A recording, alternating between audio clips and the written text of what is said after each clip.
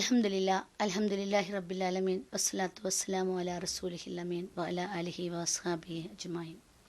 റബ്ബി ഇശ്റഹ് ലി സ്വദ്രി വയസ്സിർ ലി അംരി വഹ്ലുൽ ഉഖ്ദത മിൻ ലിസാനി യഫ്ഖഹു ഖൗലി. പ്രിയപ്പെട്ട സഹോദരി സഹോദരന്മാരെ, അസ്സലാമു അലൈക്കും വറഹ്മത്തുള്ളാഹി വബറകാതുഹു. കുടുംബം ഈ സമൂഹത്തിൻ്റെ ഏറ്റവും അടിസ്ഥാനപരമായ ഘടകം. നമ്മൾ ഓരോരുത്തരും ഏതോ ഒരു കുടുംബത്തിലെ അംഗങ്ങളാണ്. ഈ ലോകത്ത് ഏറ്റവും സുന്ദരമായ ഒരു കാഴ്ചപ്പാട് കുടുംബമാണ് എന്ന് ഏവർക്കും അറിയാം, അതേത് സമൂഹത്തിലും. അതുകൊണ്ട് തന്നെ നമുക്കൊരു കഥയിലൂടെ തുടങ്ങാം. കാറ്റ്, കടല്, കാട്, ഈ മൂന്നിനെയും അറിയാത്ത ആരും ഉണ്ടായിരിക്കില്ലല്ലോ. ഒരു ദിവസം കാറ്റും കടലും കാടും കൂടെ ഒരു മത്സരം വെച്ചു. ഏതാണ് ഈ ഭൂമിയിലെ സുന്ദരമായ കാഴ്ച? സ്വാഭാവികമായിട്ടും ഇതിലെ ലീഡർ ആരായിരിക്കുമെന്ന് നമുക്ക് ഊഹിക്കാം. എല്ലായിടത്തും സഞ്ചരിക്കുന്ന, എല്ലാവരെയും തൊട്ട് തലോടിപ്പോകുന്ന കാറ്റ് ചെന്ന് കടലിൻ്റെ അടുത്ത് നിന്ന് ചോദിച്ചു, എന്താണ് ഈ ഭൂമിയിലെ സുന്ദരമായ കാഴ്ച? നമുക്കറിയാം, നമുക്കെല്ലാവർക്കും ഇഷ്ടപ്പെട്ട ഒന്നാണ് അസ്തമയ സൂര്യനെ. ഏവരും എത്ര കണ്ടാലും മതി വരാത്ത, ഇനിയും ഇനിയും കാണാൻ ആഗ്രഹിക്കുന്ന കാഴ്ച. അതുകൊണ്ട് തന്നെ കടലിനൊരു അഹങ്കാരമുണ്ട്. എൻ്റെ മടിത്തട്ടിലേക്ക് ഊർന്നു വീഴുന്ന അസ്തമയ സൂര്യൻ്റെ പൊൻകിരണങ്ങളാണ് ഈ ഭൂമിയിലെ ഏറ്റവും സുന്ദരമായ കാഴ്ച.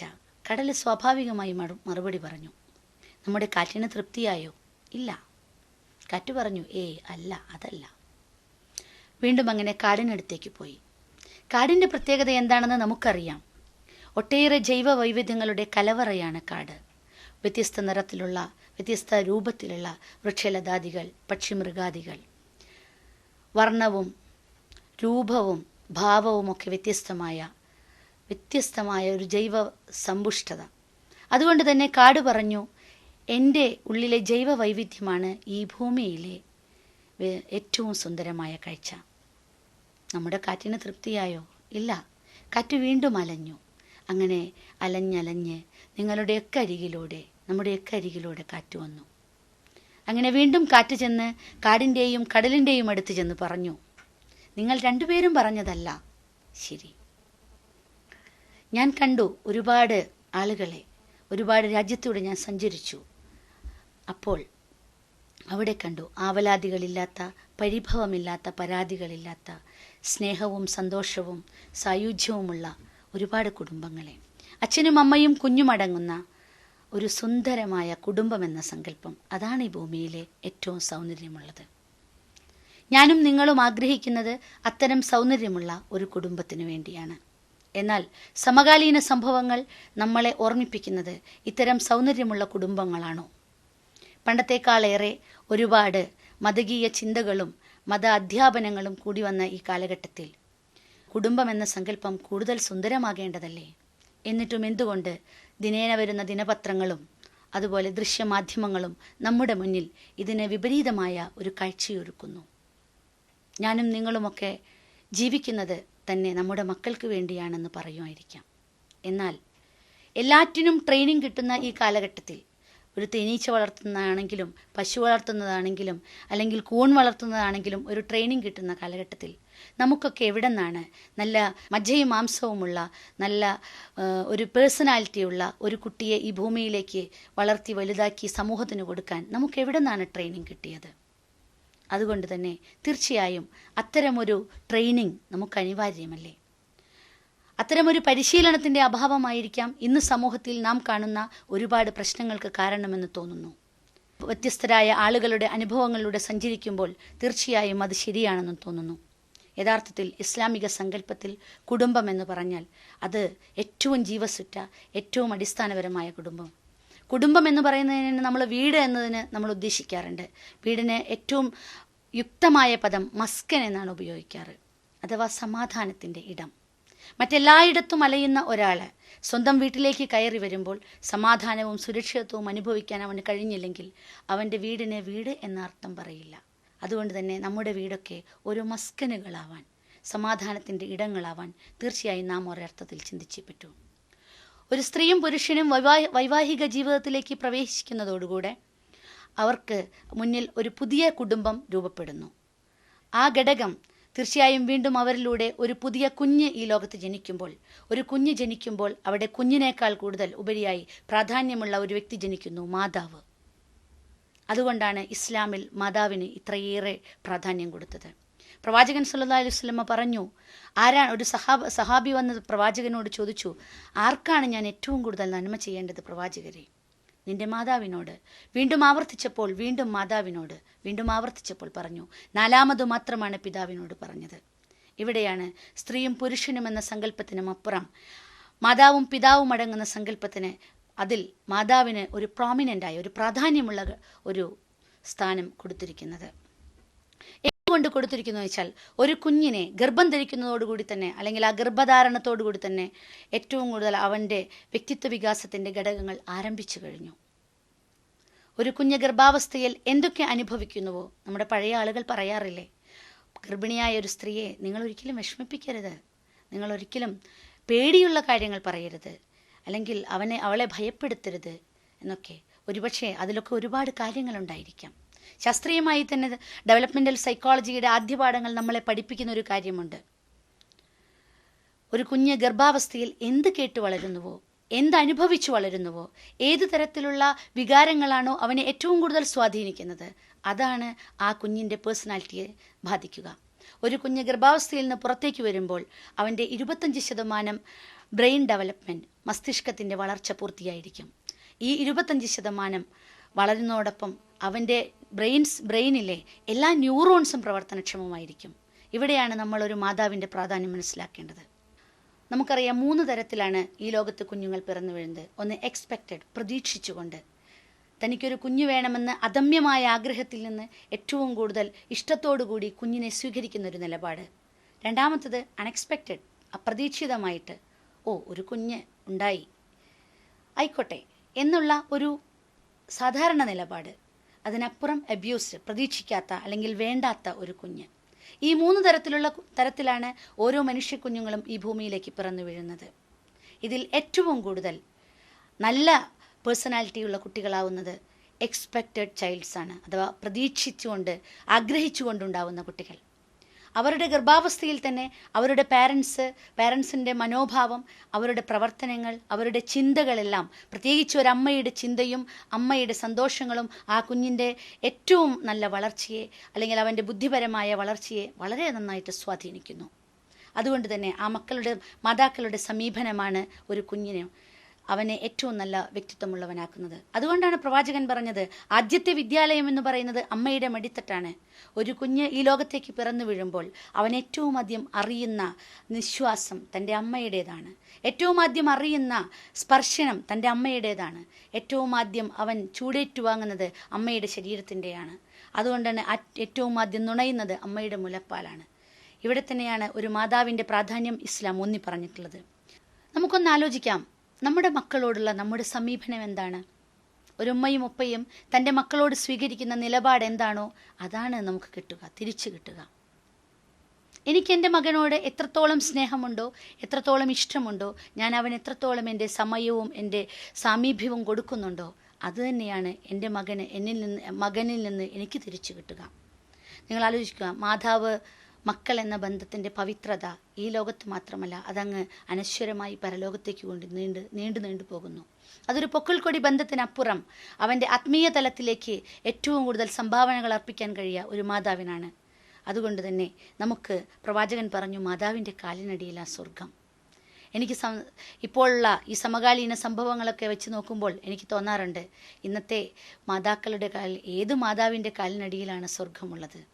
മുലയൂട്ടിയതുകൊണ്ട്, ഗർഭധരിച്ചതുകൊണ്ടോ മുലയൂട്ടിയതുകൊണ്ടോ, അവനെ താരാട്ടുപാടി അവൻ ആവശ്യമുള്ളതെല്ലാം കൊടുത്ത് വളർത്തിയതുകൊണ്ടോ ഒരു ഉമ്മയുടെ കാലിന് ചുവട്ടിലും സ്വർഗമുണ്ടാകുന്നില്ല, സ്വർഗം രൂപപ്പെടുന്നില്ല. ആ സ്വർഗം രൂപപ്പെടണമെങ്കിൽ അവൾ മാനസികമായും ശാരീരികമായും അതിനപ്പുറം ആത്മീയമായും അവൻ്റെ പേഴ്സണാലിറ്റിയിൽ വ്യക്തിത്വം ചെലുത്തുന്ന, അവൻ്റെ സർക്കിൾ ഓഫ് ഇൻഫ്ലുവൻസിൽ വ്യക്തിത്വം ചെലുത്തുന്ന ഒരു സുപ്രധാന വ്യക്തിയായി മാറണം. ഉമ്മ എന്ന് പറയുന്നത് ഒരു ശരീരമോ അല്ലെങ്കിൽ അവന് എന്തെങ്കിലുമൊക്കെ എത്തിച്ചു കൊടുക്കാനുള്ള ഒരു ഉപകരണമോ മാത്രമല്ല, അവനെ വ്യക്തമായി സ്വാധീനിക്കാൻ കഴിയുന്ന ഒരു പരിപൂർണ വ്യക്തിത്വമായിട്ട്, മാതൃകയുള്ള വ്യക്തിത്വമായിട്ട് മാറാൻ കഴിയണം. ആധുനിക മനഃശാസ്ത്ര രീതി അനുസരിച്ച് 3 തരത്തിലുള്ള പാരൻറ്റിങ് നിലവിലുണ്ട്. ഒന്ന് അതോറിറ്റേറിയൻ. അഥവാ അതീശ മനോഭാവത്തോടുകൂടി മക്കളോട് പെരുമാറുന്ന സ്വഭാവം. താൻ എന്ത് ആഗ്രഹിക്കുന്നുവോ അത് എൻ്റെ കുട്ടിയാണ്, അവൻ ഞാൻ ആഗ്രഹിക്കുന്ന പാതയിലൂടെ ഞാൻ ഉദ്ദേശിക്കുന്നത് പോലെ വളരണം. അതുകൊണ്ട് തന്നെ എൻ്റെ ഇഷ്ടങ്ങളും എൻ്റെ ആജ്ഞകളും അനുസരിക്കാനുള്ള ഒരു ഉപകരണമാണ് എൻ്റെ കുഞ്ഞ്. ഞാൻ അവന് എന്തെല്ലാം കൊടുക്കുന്നുവോ അത് അവനിലൂടെ എൻ്റെ സ്വപ്നങ്ങൾ സാക്ഷാത്കരിക്കാനുള്ളതാണ്. ഇത്തരം മാതാക്കളും പിതാക്കളും ഒരുപാടില്ലേ ഈ ലോകത്ത്? നമ്മളൊന്ന് ആലോചിച്ച് നോക്കുക. ഞാനും നിങ്ങളുമൊക്കെ അതുപോലെയാണോ എങ്കിൽ നമ്മുടെ കുട്ടികൾ ഒരിക്കലും നാം ഉദ്ദേശിക്കുന്ന ഒരു പ്രകൃതത്തിലേക്ക് എത്തുന്നില്ല. രണ്ടാമതൊരു കൂട്ടർ ഉണ്ട്, പെർമിസീവ്, അഥവാ എല്ലാം നമ്മുടെ കുഞ്ഞുങ്ങളുടെ ഇഷ്ടത്തിന് വേണ്ടി. വീട്ടിലുണ്ടാക്കുന്ന ഭക്ഷണം, അതിനപ്പുറം അവരുടെ കളിപ്പാട്ടങ്ങൾ, അല്ലെങ്കിൽ അവരുടെ വസ്ത്രസങ്കല്പം, അവരുടെ ബാക്കിയുള്ള എല്ലാ ജീവിത രീതികളും അവരുടെ ഇഷ്ടത്തിന് അങ്ങനെ ഏറ്റവും കൂടുതൽ അവർക്ക് ഇഷ്ടമുള്ള തരത്തിൽ കൊടുക്കുന്നത്. നമ്മുടെ ഇഷ്ടത്തിന് യാതൊരു പ്രസക്തിയില്ല. ഞാൻ എൻ്റെ കുഞ്ഞിന് വേണ്ടിയാണ് ജീവിക്കുന്നത്, ഞാൻ ഉണ്ടാക്കുന്നതെല്ലാം എൻ്റെ കുഞ്ഞിന് വേണ്ടിയാണ്. അതുകൊണ്ട് കുഞ്ഞ് അവൻ്റെ ഇഷ്ടത്തിനനുസരിച്ച് ജീവിക്കട്ടെ. ഞാനോ എൻ്റെ ചെറുപ്പത്തിൽ ഒരുപക്ഷെ പലതും ഞാൻ ആഗ്രഹിച്ചത് എനിക്ക് കിട്ടിയിട്ടില്ല. എൻ്റെ കുഞ്ഞ് ഒരിക്കലും ബുദ്ധിമുട്ടുകൾ അറിയരുത്. അതുകൊണ്ട് എല്ലാം അവന് വകവെച്ച് കൊടുക്കുന്ന, എല്ലാം അനുസരിച്ചു കൊടുക്കുന്ന, മക്കൾക്ക് വേണ്ടി അനുസരിച്ചു കൊടുക്കുന്ന മാതാവും പിതാവും. ഇവിടെ നമ്മൾ ആലോചിക്കേണ്ടത് അത്തരം ഒരു കൺസെപ്റ്റും തീർത്തും തെറ്റാണ്. മൂന്നാമതൊരു സങ്കല്പമുള്ളത് ഡെമോക്രാറ്റീവ് പാരൻറ്റിങ്. ഡെമോക്രാറ്റീവ് പാരൻറ്റിങ്ങിൽ അവിടെയാണ് ഇസ്ലാമിക സങ്കല്പത്തിലെ പാരൻറ്റിങ്.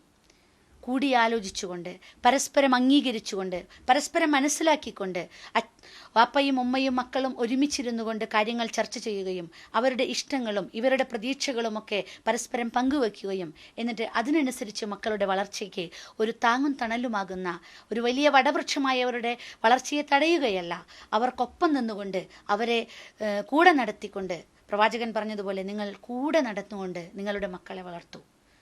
നമ്മളൊന്ന് ആലോചിച്ച് നോക്കുക, നമ്മുടെ മക്കൾ വളരുകയാണോ അതോ നാം വളർത്തുകയാണോ? ഇവിടെയാണ് നാം ചിന്തിക്കേണ്ട ഒരു കാര്യം. പ്രവാചകൻ 3 ഏഴുകളായിട്ട് ഒരു കുഞ്ഞിൻ്റെ വളർച്ചാഘട്ടത്തെ തീരുമാനിച്ചു. അഥവാ ഒരു കുഞ്ഞ് ജനിച്ചതു മുതൽ 7 വയസ്സ് വരെയുള്ള കാലഘട്ടം, 7 മുതൽ 14 വയസ്സ് വരെയുള്ള കാലഘട്ടം, 14 മുതൽ 21 വയസ്സ് വരെയുള്ള കാലഘട്ടം. ആധുനിക മനഃശാസ്ത്രവും നമ്മളോട് പറയുന്നത് ഈ 3 ഏഴുകളെ കുറിച്ചാണ്. ഈ ആദ്യത്തെ 7-ൽ ഒരു കുഞ്ഞ് ജനിക്കുന്നത് മുതൽ, അല്ലെങ്കിൽ സെക്ഷൽ കൺസെപ്ഷൻ മുതൽ ഒരു കുഞ്ഞ് ജനിച്ച് 7 വയസ്സാവുന്നവരെയുള്ള കാലഘട്ടം അവൻ്റെ ഏറ്റവും വലിയ സുപ്രധാനമായ കാലഘട്ടമാണ്. വളർച്ചയുടെ ഘട്ടം എന്ന് പറഞ്ഞാൽ സ്ക്രിപ്റ്റ്, അവൻ്റെ തലയിൽ എഴുത്ത് എന്ന് പറയുന്നതിനെ മനഃശാസ്ത്രപരമായി സ്ക്രിപ്റ്റ് എന്ന് പറയും. ആ സ്ക്രിപ്റ്റ് രൂപപ്പെടുന്ന കാലഘട്ടമാണ് 7 വയസ്സ്. ഈ ഭൂമിയിലേക്ക് നമുക്കറിയാം അള്ളാഹു സൃഷ്ടിച്ചു വിടുന്നത് നിർമ്മല മനസ്കരായ വെള്ളക്കടലാസ് പോലെ പരിശുദ്ധരായ നല്ല കുഞ്ഞുങ്ങളെയാണ്. ആ കുഞ്ഞുങ്ങളെയാണ് നമ്മുടെ കയ്യിലേക്ക് തന്നത്. ആ കുഞ്ഞുങ്ങളെ എങ്ങനെ മാറ്റി തിരുത്തണമെന്ന്, എങ്ങനെ ആക്കി വളർത്തണമെന്ന് തീരുമാനിക്കുന്നത് ഞാനും നിങ്ങളും അടങ്ങുന്ന പപ്പയും ഉമ്മയുമാണ്. ഈ ആദ്യത്തെ 7-ൽ ഒരു അരുതുകളുമില്ലാതെ വളർത്തുക. നിങ്ങളുടെ കുട്ടികളെ, ഒരു മനഃശാസ്ത്രജ്ഞനായ എറിക് ബേൺ പറയുന്നത് ഇതാണ്: നിങ്ങളുടെ കുട്ടികളെല്ലാവരും രാജകുമാരന്മാരും രാജകുമാരിമാരുമായി ജനിക്കുന്നു, പക്ഷേ നിങ്ങൾ അവരെ പൊട്ടക്കിണറ്റിലെ തവളകളാക്കി മാറ്റുന്നു. നിങ്ങളൊന്ന് ആലോചിച്ച് നോക്കുക, നമ്മുടെ കുട്ടി നാം ആഗ്രഹിക്കുന്ന ഒരു തലത്തിലേക്ക്, അല്ലെങ്കിൽ നാം സ്വപ്നം കണ്ട ഒരു തലത്തിലേക്ക് വളർന്നിട്ടില്ലെങ്കിൽ എന്തുകൊണ്ട് എന്ന് ചിന്തിക്കേണ്ട കാലമാണ്. അവരുടെ 7 വയസ്സിനുള്ളിൽ എത്ര അരുതുകൾ നമ്മൾ അവരോട് പറഞ്ഞു. വേണ്ട, ഇന്ന് നേരം വെളുത്ത് ഇത്ര സമയമാവുമ്പോഴേക്കും നമ്മൾ അവരോട് എത്ര അരുതുകൾ പറഞ്ഞിട്ടുണ്ടായിരിക്കാം. അങ്ങോട്ട് നോക്കരുത്, ഇങ്ങോട്ട് പോകരുത്, അവിടേക്ക് ചെയ്യരുത്, ഇതെടുക്കരുത്, നീ കയറരുത്. പലപ്പോഴും നമ്മൾ നമ്മുടെ ഇഷ്ടത്തിനനുസരിച്ചാണ് അരുതുകൾ സൃഷ്ടിച്ചത്. ഈ അരുതുകളാണ് നാളെ അവർക്ക് മുന്നിൽ, അവരുടെ പേഴ്സണാലിറ്റിയുടെ മുന്നിൽ വലിയൊരു ബാരിയറായി, ഒരു തടസ്സമായി നിലനിൽക്കുന്നത്. ഇത് തീർച്ചയായും നാം കണ്ടേ പറ്റൂ. ഇത്തരമൊരു അരുതുകളില്ലാത്ത ലോകത്തെക്കുറിച്ച് ഒരുപക്ഷെ എനിക്കും നിങ്ങൾക്കും ചിന്തിക്കാനേ കഴിയുമായിരിക്കില്ല. കാരണം അങ്ങനെയാണ് നമ്മൾ വളർന്നത്. നമ്മൾ എങ്ങനെയാണോ വളർന്നത് അതുതന്നെ നമ്മുടെ കുട്ടികൾക്ക് നമ്മൾ പകർന്നു കൊടുക്കുന്നു. ഈ കാലഘട്ടത്തിൽ എല്ലാവരും പറയുന്ന ഒരു പരാതി: നമ്മുടെ കുട്ടികൾക്ക് മുതിർന്നവരോട് ബഹുമാനമില്ല. എന്തുകൊണ്ടെന്ന് നിങ്ങൾ ഒരിക്കലെങ്കിലും ചിന്തിച്ചിട്ടുണ്ടോ?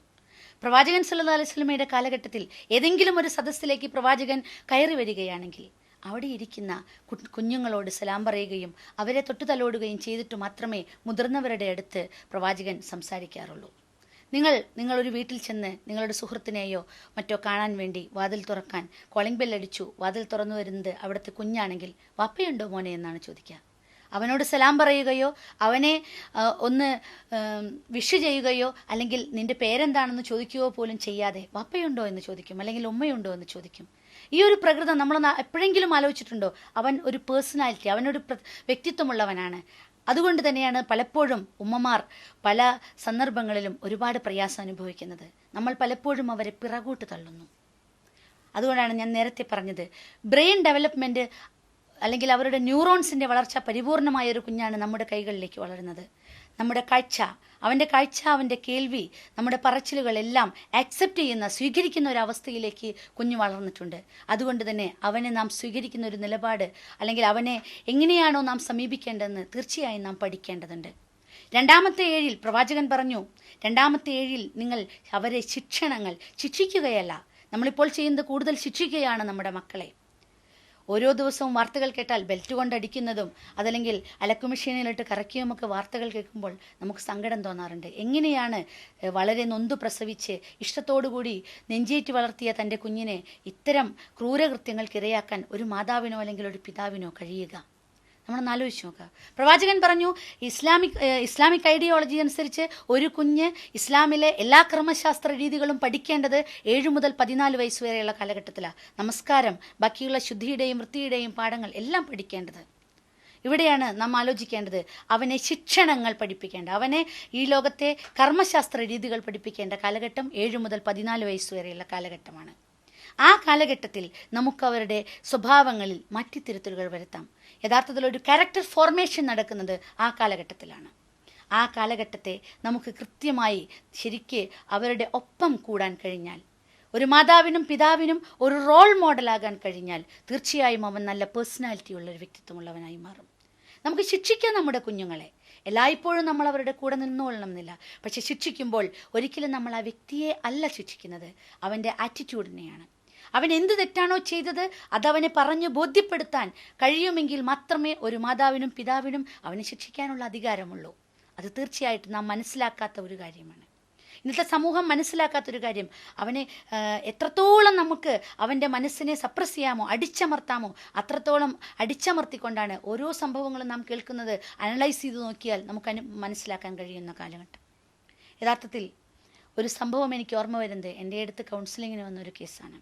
ആ കുഞ്ഞ് വന്നിട്ട് സങ്കടത്തോടു കൂടി പറഞ്ഞത്, ഒരു പെൺകുഞ്ഞാണ്, 14 വയസ്സുള്ള ഒരു പെൺകുട്ടി. അവൾ പറഞ്ഞത്, എൻ്റെ ഉമ്മക്ക് എന്നെ ഇഷ്ടമല്ല, ഒട്ടും ഇഷ്ടമല്ല. ഞാൻ ചോദിച്ചു, എന്താണ് മോളെ ഇഷ്ടമല്ലാത്തത്? മൂത്ത കുട്ടിയല്ലേ നീ? അല്ല, എന്നെ ആദ്യം ഇഷ്ടമായിരുന്നു, രണ്ടാമത് എനിക്ക് ഒരു അനിയനുണ്ടായപ്പോൾ ഇഷ്ടമല്ല. ഞാൻ ചോദിച്ചു, മോൾക്ക് അനിയനെ ഇഷ്ടമാണോ? എൻ്റെ ഉമ്മ ഗർഭാവസ്ഥയിലിരിക്കുമ്പോൾ ഞാൻ എൻ്റെ അനിയൻ്റെ വരവ് കാത്ത് പ്രതീക്ഷിച്ചിരുന്നിരുന്നു. പക്ഷേ അവൻ വളർന്നു വലുതായി, അവൻ ഉണ്ടായതോടുകൂടി എല്ലാവരും കാണാൻ വരുന്നവരും ഒക്കെ പറഞ്ഞു, ഇനി എന്തിനാ ഉമ്മാക്ക് ഉണ്ണിയുണ്ടായി, ഇനി മോളെ വേണ്ട. അപ്പോൾ എനിക്ക് അവനോട് ആദ്യത്തെ ദേഷ്യം തോന്നി. രണ്ടാമത് അവൻ വലുതാവുമ്പോൾ അവൻ ഉമ്മ വാരിക്കൊടുക്കുകയും അവനെ ഉമ്മ കൂടുതൽ പരിഗണിക്കുകയും ചെയ്തപ്പോൾ ഞാൻ ഉമ്മാട് ചോദിച്ചു, ഉമ്മ ഞാൻ ഉമ്മാടെ മോളല്ലേ? അപ്പോൾ ഉമ്മ എന്നോട് പറഞ്ഞത്, ഇവനാണ് എന്നെ നോക്കാൻ, നീ മറ്റൊരു വീട്ടിലേക്ക് പോകേണ്ടതാണ്, ഇവനാണ് എന്നെ നോക്കേണ്ടത്. യഥാർത്ഥത്തിൽ ഇന്ന് സമൂഹത്തിൽ നടക്കുന്ന ഒരു വലിയ പ്രശ്നമാണിത്. കാരണം ഒരു പെൺകുഞ്ഞിനെ എങ്ങനെ സ്വീകരിക്കണം മാതാപിതാക്കൾ എന്നതിൻ്റെ വ്യക്തമായ നിർദ്ദേശം പ്രവാചകൻ നമുക്ക് കാണിച്ചു തന്നിട്ടുണ്ട്. 2-3 ആൺകുഞ്ഞുങ്ങളെ പ്രസവിക്കുകയും അവരെ വളർത്തി വലുതാക്കുകയും ചെയ്തവർക്കല്ല സ്വർഗം. 3 പെൺകുഞ്ഞുങ്ങൾ, 2-3 പെൺകുഞ്ഞുങ്ങളെ വളർത്തുകയും അവരെ വളർത്തി വലുതാക്കി നല്ല രൂപത്തിലാക്കി ഒരു സമൂഹത്തിന് പ്രദാനം ചെയ്യുകയും ചെയ്താൽ ആ മാതാവിനും പിതാവിനും സ്വർഗം പറഞ്ഞത് വെറുതെയല്ല. ജാഹിലിയ സമൂഹത്തിൽ പെൺകുഞ്ഞിനെ കുഴിച്ചുമൂടുന്നൊരു സമ്പ്രദായത്തിൽ നിന്ന് ഇസ്ലാമിൻ്റെ ഏറ്റവും അത്യുന്നത പദവിയിലേക്ക്, അല്ലെങ്കിൽ സ്വർഗത്തിൻ്റെ അതിരുകൾ നിശ്ചയിക്കുന്നിടത്ത് എല്ലാ മനുഷ്യർക്കും മാതൃകയായിക്കൊണ്ട് ആസിയമിനെയും മറിയമിനെയും പ്രതിഷ്ഠിച്ച ഈ ഇസ്ലാമിക് ഐഡിയോളജി, ഒരു പെൺകുഞ്ഞിന് കൊടുത്ത പ്രാധാന്യം നമ്മളെങ്കിലും മനസ്സിലാക്കിയില്ലെങ്കിൽ മറ്റാരാണ് മനസ്സിലാക്കുക? നിങ്ങൾ ആലോചിച്ച് നോക്കുക. ഒരു പക്ഷപാതിത്വവും ആണായാലും പെണ്ണായാലും മക്കളുടെ അടുത്ത് നമുക്കുണ്ടാവാൻ പാടില്ല. യഥാർത്ഥത്തിൽ അത്തരമൊരു ക്യാരക്ടർ ഫോർമേഷൻ രൂപം കൊള്ളുന്നത് 7 മുതൽ 14 വയസ്സ് വരെയുള്ള കാലഘട്ടത്തിലാണ്. അവർക്ക് കിട്ടുന്ന അനുഭവങ്ങൾ, എക്സ്പീരിയൻസസ്, അവർ അതിങ്ങനെ കല്ലിൽ കൊത്തിവെച്ചതുപോലെ അവരുടെ മനസ്സിൽ സൂക്ഷിക്കുന്ന ഒരു കാലഘട്ടമാണ്. ആ പ്രായത്തിൽ നിങ്ങൾ എന്തവർക്ക് കൊടുക്കുന്നുവോ, എന്തനുഭവങ്ങളാണോ നിങ്ങളിൽ നിന്നുണ്ടാകുന്നത്, അതുതന്നെയാണ് അവരായിട്ട് മാറുന്നത്. അതുതന്നെയാണ് തീർച്ചയായും ഇനി അടുത്ത തലമുറയിലേക്ക് അവർ കൈമാറി കൊടുക്കുന്നതും. അതുകൊണ്ട് തീർച്ചയായും ആ കാലഘട്ടം നമ്മൾ ശ്രദ്ധിക്കുക. നമുക്ക് ഒരുപക്ഷെ ഇന്ന് ഒരുപാട് തിരക്ക് പിടിച്ച മാതാപിതാക്കളാണ്. ഒരുപാട് ജോലി തിരക്കുകൾ, ഒരുപാട് യാത്രകൾ, അതിനിടയിൽ തൻ്റെ കുട്ടി ട്യൂഷൻ അല്ലെങ്കിൽ മറ്റ് സൗകര്യങ്ങൾ എല്ലാം എൻ്റെ കുട്ടിക്ക് വീട്ടിലൊരുക്കി കൊടുക്കുന്നുണ്ട്. അവർക്ക് പഠിക്കാൻ കമ്പ്യൂട്ടർ, ബാക്കി എല്ലാ സൗകര്യങ്ങളും ഉണ്ട്. പക്ഷേ എത്രത്തോളം സമയം ഞാനും എൻ്റെ കുഞ്ഞും കൂടി ചെലവഴിക്കുന്നുവോ അത് ആലോചിക്കാൻ ഒരു മാതാവ്, പ്രത്യേകിച്ചും മാതാവ്, ഒരല്പമെങ്കിലും സമയം കണ്ടെത്തിയിരുന്നെങ്കിൽ ഒരുപാട് പ്രശ്നങ്ങൾ നമുക്ക് ഒഴിവാക്കാമായിരുന്നു. യഥാർത്ഥത്തിൽ നമുക്ക് ഫിസിക്കലായിട്ടുള്ള ഒരുപാട് സൗകര്യങ്ങൾ നമ്മൾ നമ്മുടെ മക്കൾക്ക് കൊടുക്കുന്നുണ്ട്. അവരാവശ്യപ്പെടുന്നതിനേക്കാൾ ഇഷ്ടമുള്ള കളിപ്പാട്ടങ്ങൾ, അവരാഗ്രഹിക്കുന്നതിനേക്കാൾ നല്ല ഭക്ഷണം. ഇവിടെ ഭക്ഷണത്തെക്കുറിച്ച് പറഞ്ഞപ്പോൾ ഒന്നുകൂടി ഓർമ്മ വരികയാണ്, ഒരു ഉമ്മയാണ് അവൻ്റെ ഭക്ഷണത്തിൻ്റെ ഏറ്റവും വലിയ അവൻ്റെ രുചിയും അവൻ്റെ ഇഷ്ടങ്ങളും തീരുമാനിക്കുന്നത്. നമ്മളിപ്പോൾ പറയുന്നു, നമ്മളിപ്പോൾ കേരളത്തിലൊരു മൊത്തത്തിലുള്ളൊരു കണക്കെടുത്ത് നോക്കിയാൽ കേരളീയരൊക്കെ, പ്രത്യേകിച്ച് മുസ്ലിം സമുദായം, ഭക്ഷണം കഴിക്കാനാണോ ജീവിക്കുന്നത്, ജീവിക്കാൻ വേണ്ടിയാണോ ഭക്ഷണം കഴിക്കുന്നത്? തീർച്ചയായും ഇത്രയും കൊച്ചു കേരളത്തിൽ ഇത്രയധികം മൾട്ടി സൂപ്പർ സ്പെഷ്യാലിറ്റി ഹോസ്പിറ്റലുകൾ വന്നത് കണ്ടാൽ നമുക്ക് മനസ്സിലാക്കാം അവിടെയുള്ള ഏറ്റവും കൂടുതൽ വരുന്ന പേഷ്യൻസ് നമ്മുടെ സമൂഹത്തിൽ നിന്ന് തന്നെയാണെന്ന് പറയാതിരിക്കാൻ വയ്യ. അവിടെ നമ്മൾ ആലോചിച്ച് നോക്കാം, നമ്മുടെ ഭക്ഷണ സംസ്കാരം എത്രത്തോളം രോഗങ്ങളിലേക്ക് നമ്മളെ നയിക്കുന്നു. ഒരു മാതാവ് എന്ന് പറഞ്ഞാൽ അവളുടെ കാഴ്ചപ്പാടിൽ അവളുടെ കുഞ്ഞിനും അവളുടെ വീട്ടിലുള്ള ആളുകൾക്കും ഭക്ഷണം ആരോഗ്യപ്രദമായി കൊടുക്കാൻ, അതിൻ്റെ ആവശ്യമായ പോഷകാഹാരങ്ങൾ ഉൾപ്പെടുന്ന ഭക്ഷണം കൊടുക്കാൻ. യഥാർത്ഥത്തിൽ ഭക്ഷണം തന്നെയാണ് അവൻ്റെ ബുദ്ധിയെയും നിശ്ചയിക്കുന്നത്, അവൻ്റെ വികാരങ്ങളെയും നിർണ്ണയിക്കുന്നത്. നിങ്ങളുടെ ഭർത്താവ് ഇത്തിരി ചൂടാവുന്നുണ്ടെങ്കിൽ ഒരുപക്ഷെ നിങ്ങളുടെ ഭക്ഷണത്തിലെ എരിവും പുളിയും ഇത്തിരി പ്രശ്നമായിരിക്കാം. അതുകൊണ്ട് തന്നെ തീർച്ചയായും നമ്മളൊന്ന് ആലോചിച്ച് നോക്കാം. രണ്ടാമത് ഭക്ഷണത്തിലെ കാര്യം തീരുമാനിക്കേണ്ടത്, ഒരു മാതാവ് തൻ്റെ കുഞ്ഞിന് ഇഷ്ടത്തോടുകൂടി അവൻ്റെ പാത്രത്തിൽ ഭക്ഷണം വിളമ്പിക്കൊടുക്കുമ്പോൾ താൻ കൊടുക്കുന്ന ഭക്ഷണം ഹലാലായതാണോ? ഓരോ മാതാവും പിതാവും ഏറ്റവും അധികം ചിന്തിക്കേണ്ട ഒരു കാര്യമാണ്. താൻ കൊടുക്കുന്നത് ഹലാലായ ഭക്ഷണമല്ലെങ്കിൽ ഒരിക്കലും അവൻ എത്രത്തോളം വിദ്യാഭ്യാസം നൽകിയിട്ടോ അല്ലെങ്കിൽ എത്രത്തോളം മറ്റു സൗകര്യങ്ങൾ നൽകിയിട്ടോ അവൻ ഒരുപക്ഷെ നാളെ നമുക്കെതിരെ സാക്ഷി പറയുന്ന ഒരാളായി തീരാതിരിക്കാൻ ഒരു വഴിയുമില്ല. കാരണം എൻ്റെ ജീവിതം കൊണ്ട്, നമ്മുടെ ജീവിതം കൊണ്ട് നമ്മൾ ഓരോരുത്തർക്കും കൊടുക്കേണ്ട, നാളെ മറ്റുള്ള ഈ സമൂഹത്തിന് കൊടുക്കേണ്ട ഒരു പാഠം അതാണ്. നമ്മുടെ ജീവിതത്തിൽ നാം എത്രത്തോളം മാതൃകയാവുന്നുണ്ടോ? ഇന്ന് പലരും പറയുന്നത് കേൾക്കാം സമൂഹത്തിൽ, നീ അവരെ കണ്ടുപിടിക്കുക.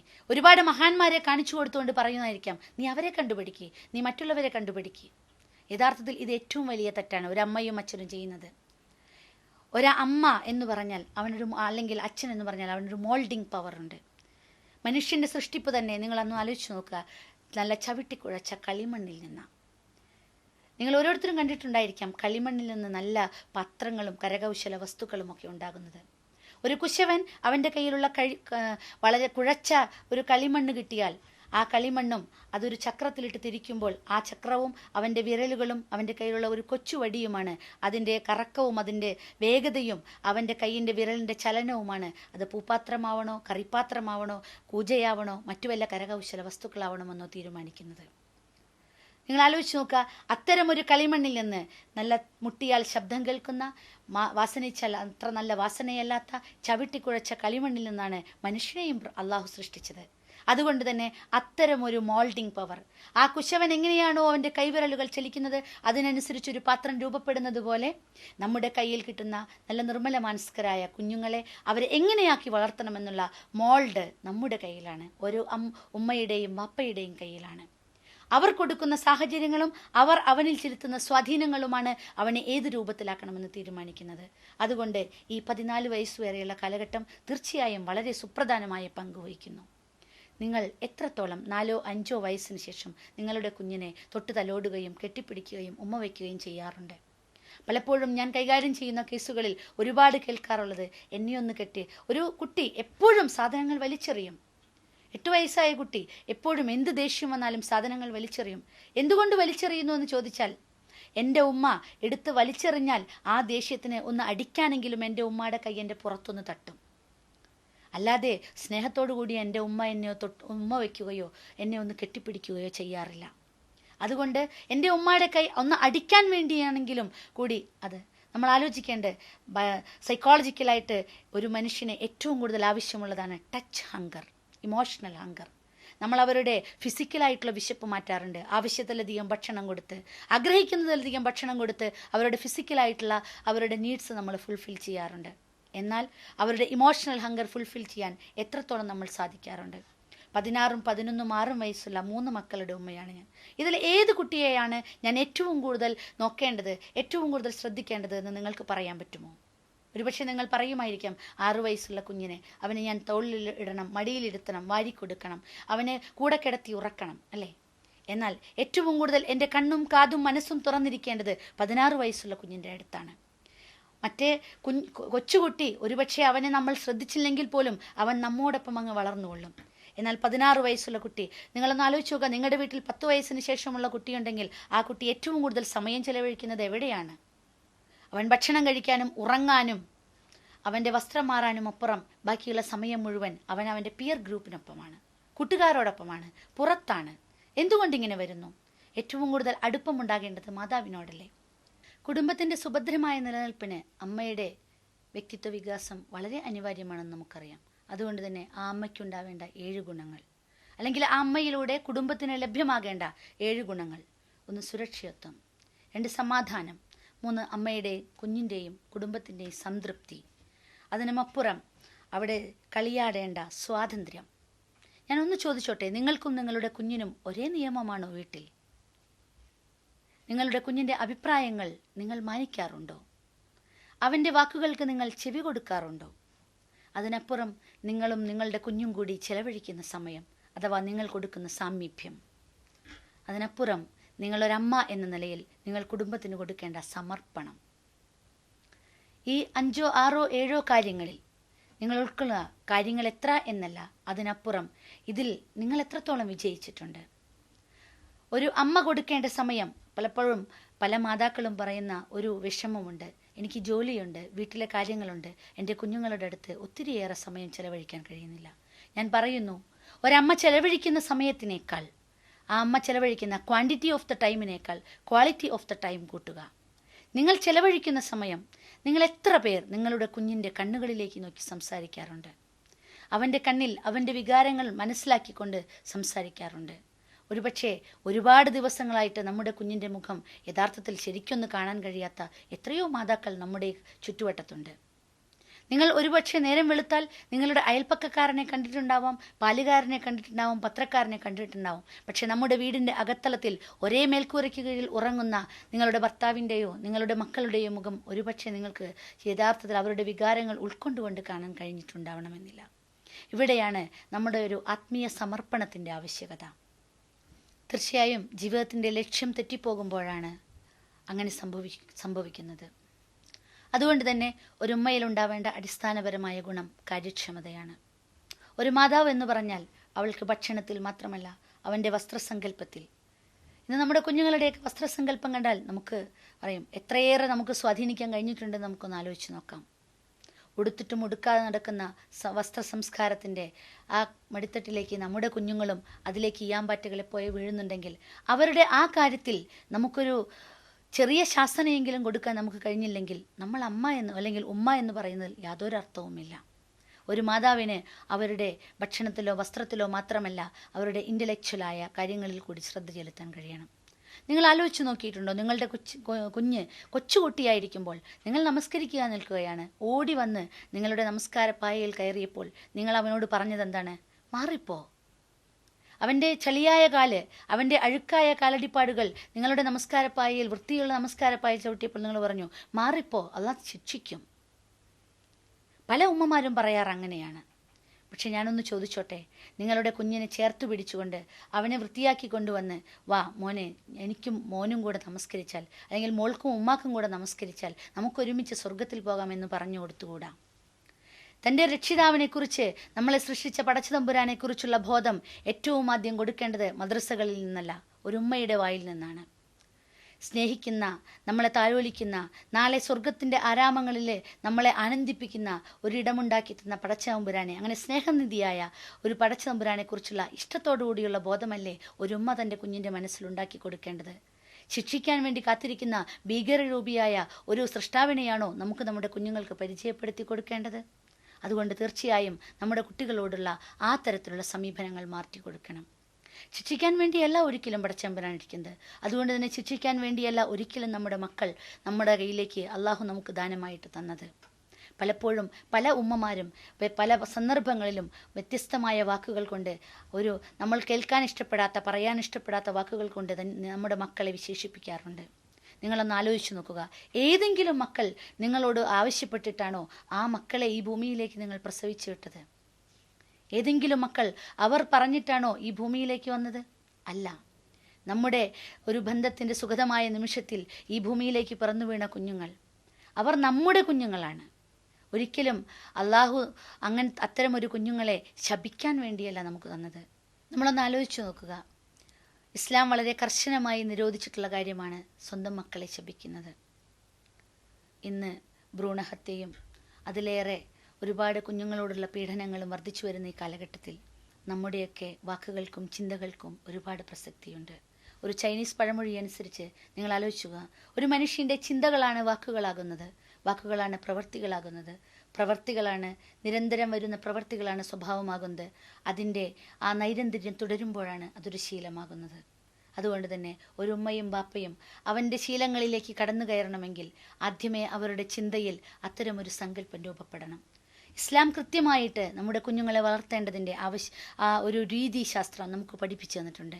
ഏതൊരു ആധുനിക മനഃശാസ്ത്രജ്ഞനേക്കാളും വലിയ പഠനം നമുക്ക് ഇസ്ലാമിൻ്റെ അധ്യാപനങ്ങളിൽ നമുക്ക് കാണാം. പ്രവാചകൻ്റെ രീതികളിൽ, അവൻ്റെ ജീവിത ശൈലികളിൽ നമുക്ക് കാണാം.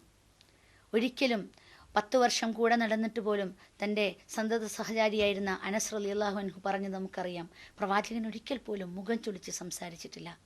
നമ്മിൽ എത്ര പേർക്ക് നമ്മുടെ കുഞ്ഞുങ്ങളോട് മുഖം ചുളിക്കാതെ ദേഷ്യപ്പെടാതെ എത്ര നാൾ കഴിയാൻ പറ്റും?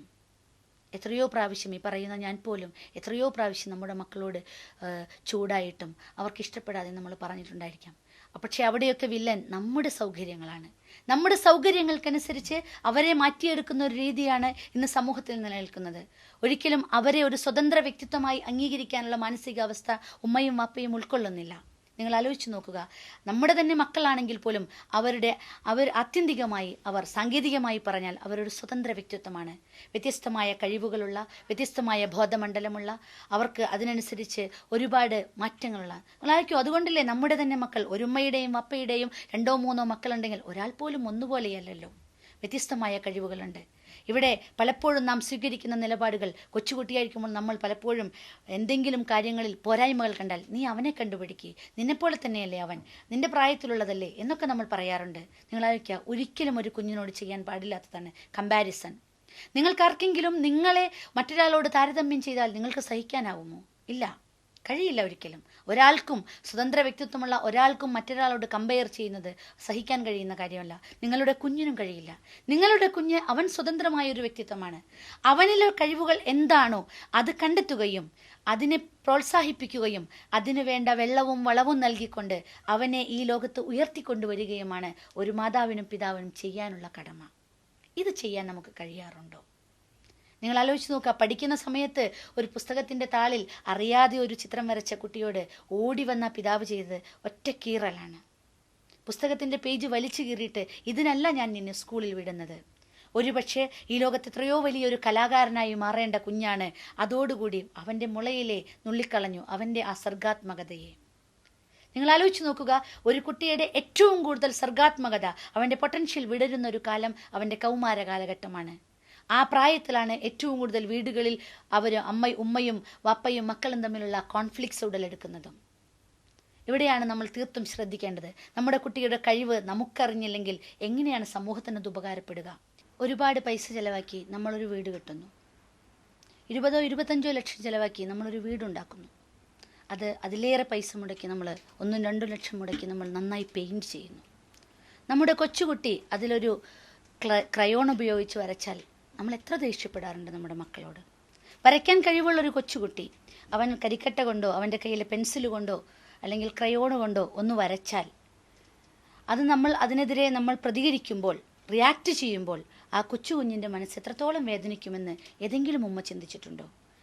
ഞാൻ പറയുന്നു നിങ്ങളോട്, 25 ലക്ഷം ചിലവാക്കി നിങ്ങളൊരു വീട് പണിയുന്നുണ്ടെങ്കിൽ ഒരല്പം സ്പേസ്, ഒരു 2-3 ഒരു ചാർട്ട് വയ്ക്കാനുള്ള ഒരു സ്ഥലമെങ്കിലും നിങ്ങളുടെ കുഞ്ഞിന് വേണ്ടി നിങ്ങളത് വരയ്ക്കാവുന്ന, വീണ്ടും മായ്ച്ചു ഉപയോഗിക്കാവുന്ന തരത്തിൽ മാറ്റിവെച്ചാൽ എത്ര നന്നായിരിക്കും. നിങ്ങളുടെ കുഞ്ഞിൻ്റെ സർഗാത്മകത അവിടെ കാണട്ടെ, വരുന്നവർ കാണട്ടെ, അത് കണ്ട് ആസ്വദിക്കട്ടെ, അതിനെ അഭിനന്ദിക്കട്ടെ, അവന് ഒരുപാട് പോസിറ്റീവ് സ്ട്രോക്ക് കിട്ടട്ടെ. നിങ്ങൾ ആലോചിക്കുക, ഏതു മനുഷ്യനും ആഗ്രഹിക്കുന്നത് റെക്കഗ്നിഷനാണ്, അംഗീകാരം. നിങ്ങൾ ആഗ്രഹിക്കുന്നില്ലേ? നിങ്ങൾ സാധാരണ നിങ്ങളുടെ അടുക്കളയിൽ വിഭവം വെച്ച് ഒരു കറി ഉണ്ടാക്കിയാലും അത് കഴിക്കുന്ന നിങ്ങളുടെ ഭർത്താവോ നിങ്ങളുടെ ബന്ധുക്കളോ നിങ്ങളെ അഭിനന്ദിക്കണമെന്ന്, അപ്രിഷ്യേറ്റ് ചെയ്യണമെന്ന് നിങ്ങൾ ആഗ്രഹിക്കുന്നില്ലേ? അതുപോലെ തന്നെയാണ്, നിങ്ങളൊരു വസ്ത്രം ധരിച്ചാൽ അത് നന്നായിട്ടുണ്ട് എന്ന് നിങ്ങളുടെ അടുത്ത ആളുകൾ പറയണമെന്ന്, കാണുന്നവർ നിങ്ങളെ അപ്രിഷ്യേറ്റ് ചെയ്യണമെന്ന് നിങ്ങൾ ആഗ്രഹിക്കുന്നില്ലേ? അതിനേക്കാൾ കൂടുതൽ അപ്രിസിയേഷൻ, അംഗീകാരം ആഗ്രഹിക്കുന്ന ഒരു മനസ്സ് നിങ്ങളുടെ കൊച്ചു കുഞ്ഞിനുണ്ട്.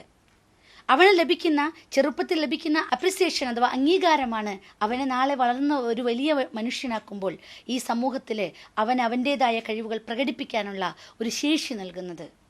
അവന് ഒരു സഭാകമ്പമില്ലാതെ ഈ ലോകത്തിന് മുന്നിൽ അവനെ പ്രസന്റ് ചെയ്യാൻ അവനെ പര്യാപ്തമാക്കുന്നത്. അതുകൊണ്ട് നിങ്ങളുടെ കുഞ്ഞുങ്ങളുടെ കഴിവുകളെ തിരിച്ചറിയുക. പാടാനും വരയ്ക്കാനും എഴുതാനും പറയാനും അഭിനയിക്കാനും ഒക്കെയുള്ള ഒത്തിരി കഴിവുകൾ അള്ളാഹു നിക്ഷേപിച്ചിട്ടുണ്ട്. ഒരു കഴിവുമില്ലാതെ ഈ ലോകത്ത് ഒന്നിനെയും അള്ളാഹു സൃഷ്ടിച്ചിട്ടില്ല. Everything in the world has a purpose in the life. ഈ ലോകത്ത് ഒരു പുൽക്കൊടി പോലും, ഒരു പുൽനാമ്പ് പോലും ആവശ്യമില്ലാതെ സൃഷ്ടിക്കപ്പെട്ടിട്ടില്ല. നമ്മളെ കടിക്കുന്ന പാമ്പും ആവശ്യമില്ലാത്ത പെരിച്ചാഴിയും എലിയും കൊതുകും എല്ലാം ഈ ലോകത്ത് ആവശ്യമാണ്. ആ പുൽച്ചെടിയും പുല്ലും ഒന്നുമില്ലെങ്കിൽ ആ ബയോളജിക്കൽ സർക്കിളിൻ്റെ ഇങ്ങേയറ്റത്തുള്ള മനുഷ്യൻ എന്ന ഈ നമ്മളെപ്പോലുള്ള ഈ അത്ഭുത പ്രപഞ്ചത്തിലെ അത്ഭുതങ്ങളിൽ അത്ഭുതമായ സൃഷ്ടി ഉണ്ടാവില്ല. ആ പദത്തിന് തന്നെ നമ്മളൊന്ന് മനസ്സിലാക്കുക. മനുഷ്യൻ മനനം ചെയ്യുന്നവൻ, ചിന്തിക്കുന്നവനാണ്, മറ്റ് ഇതര മൃഗങ്ങളെപ്പോലെയല്ല.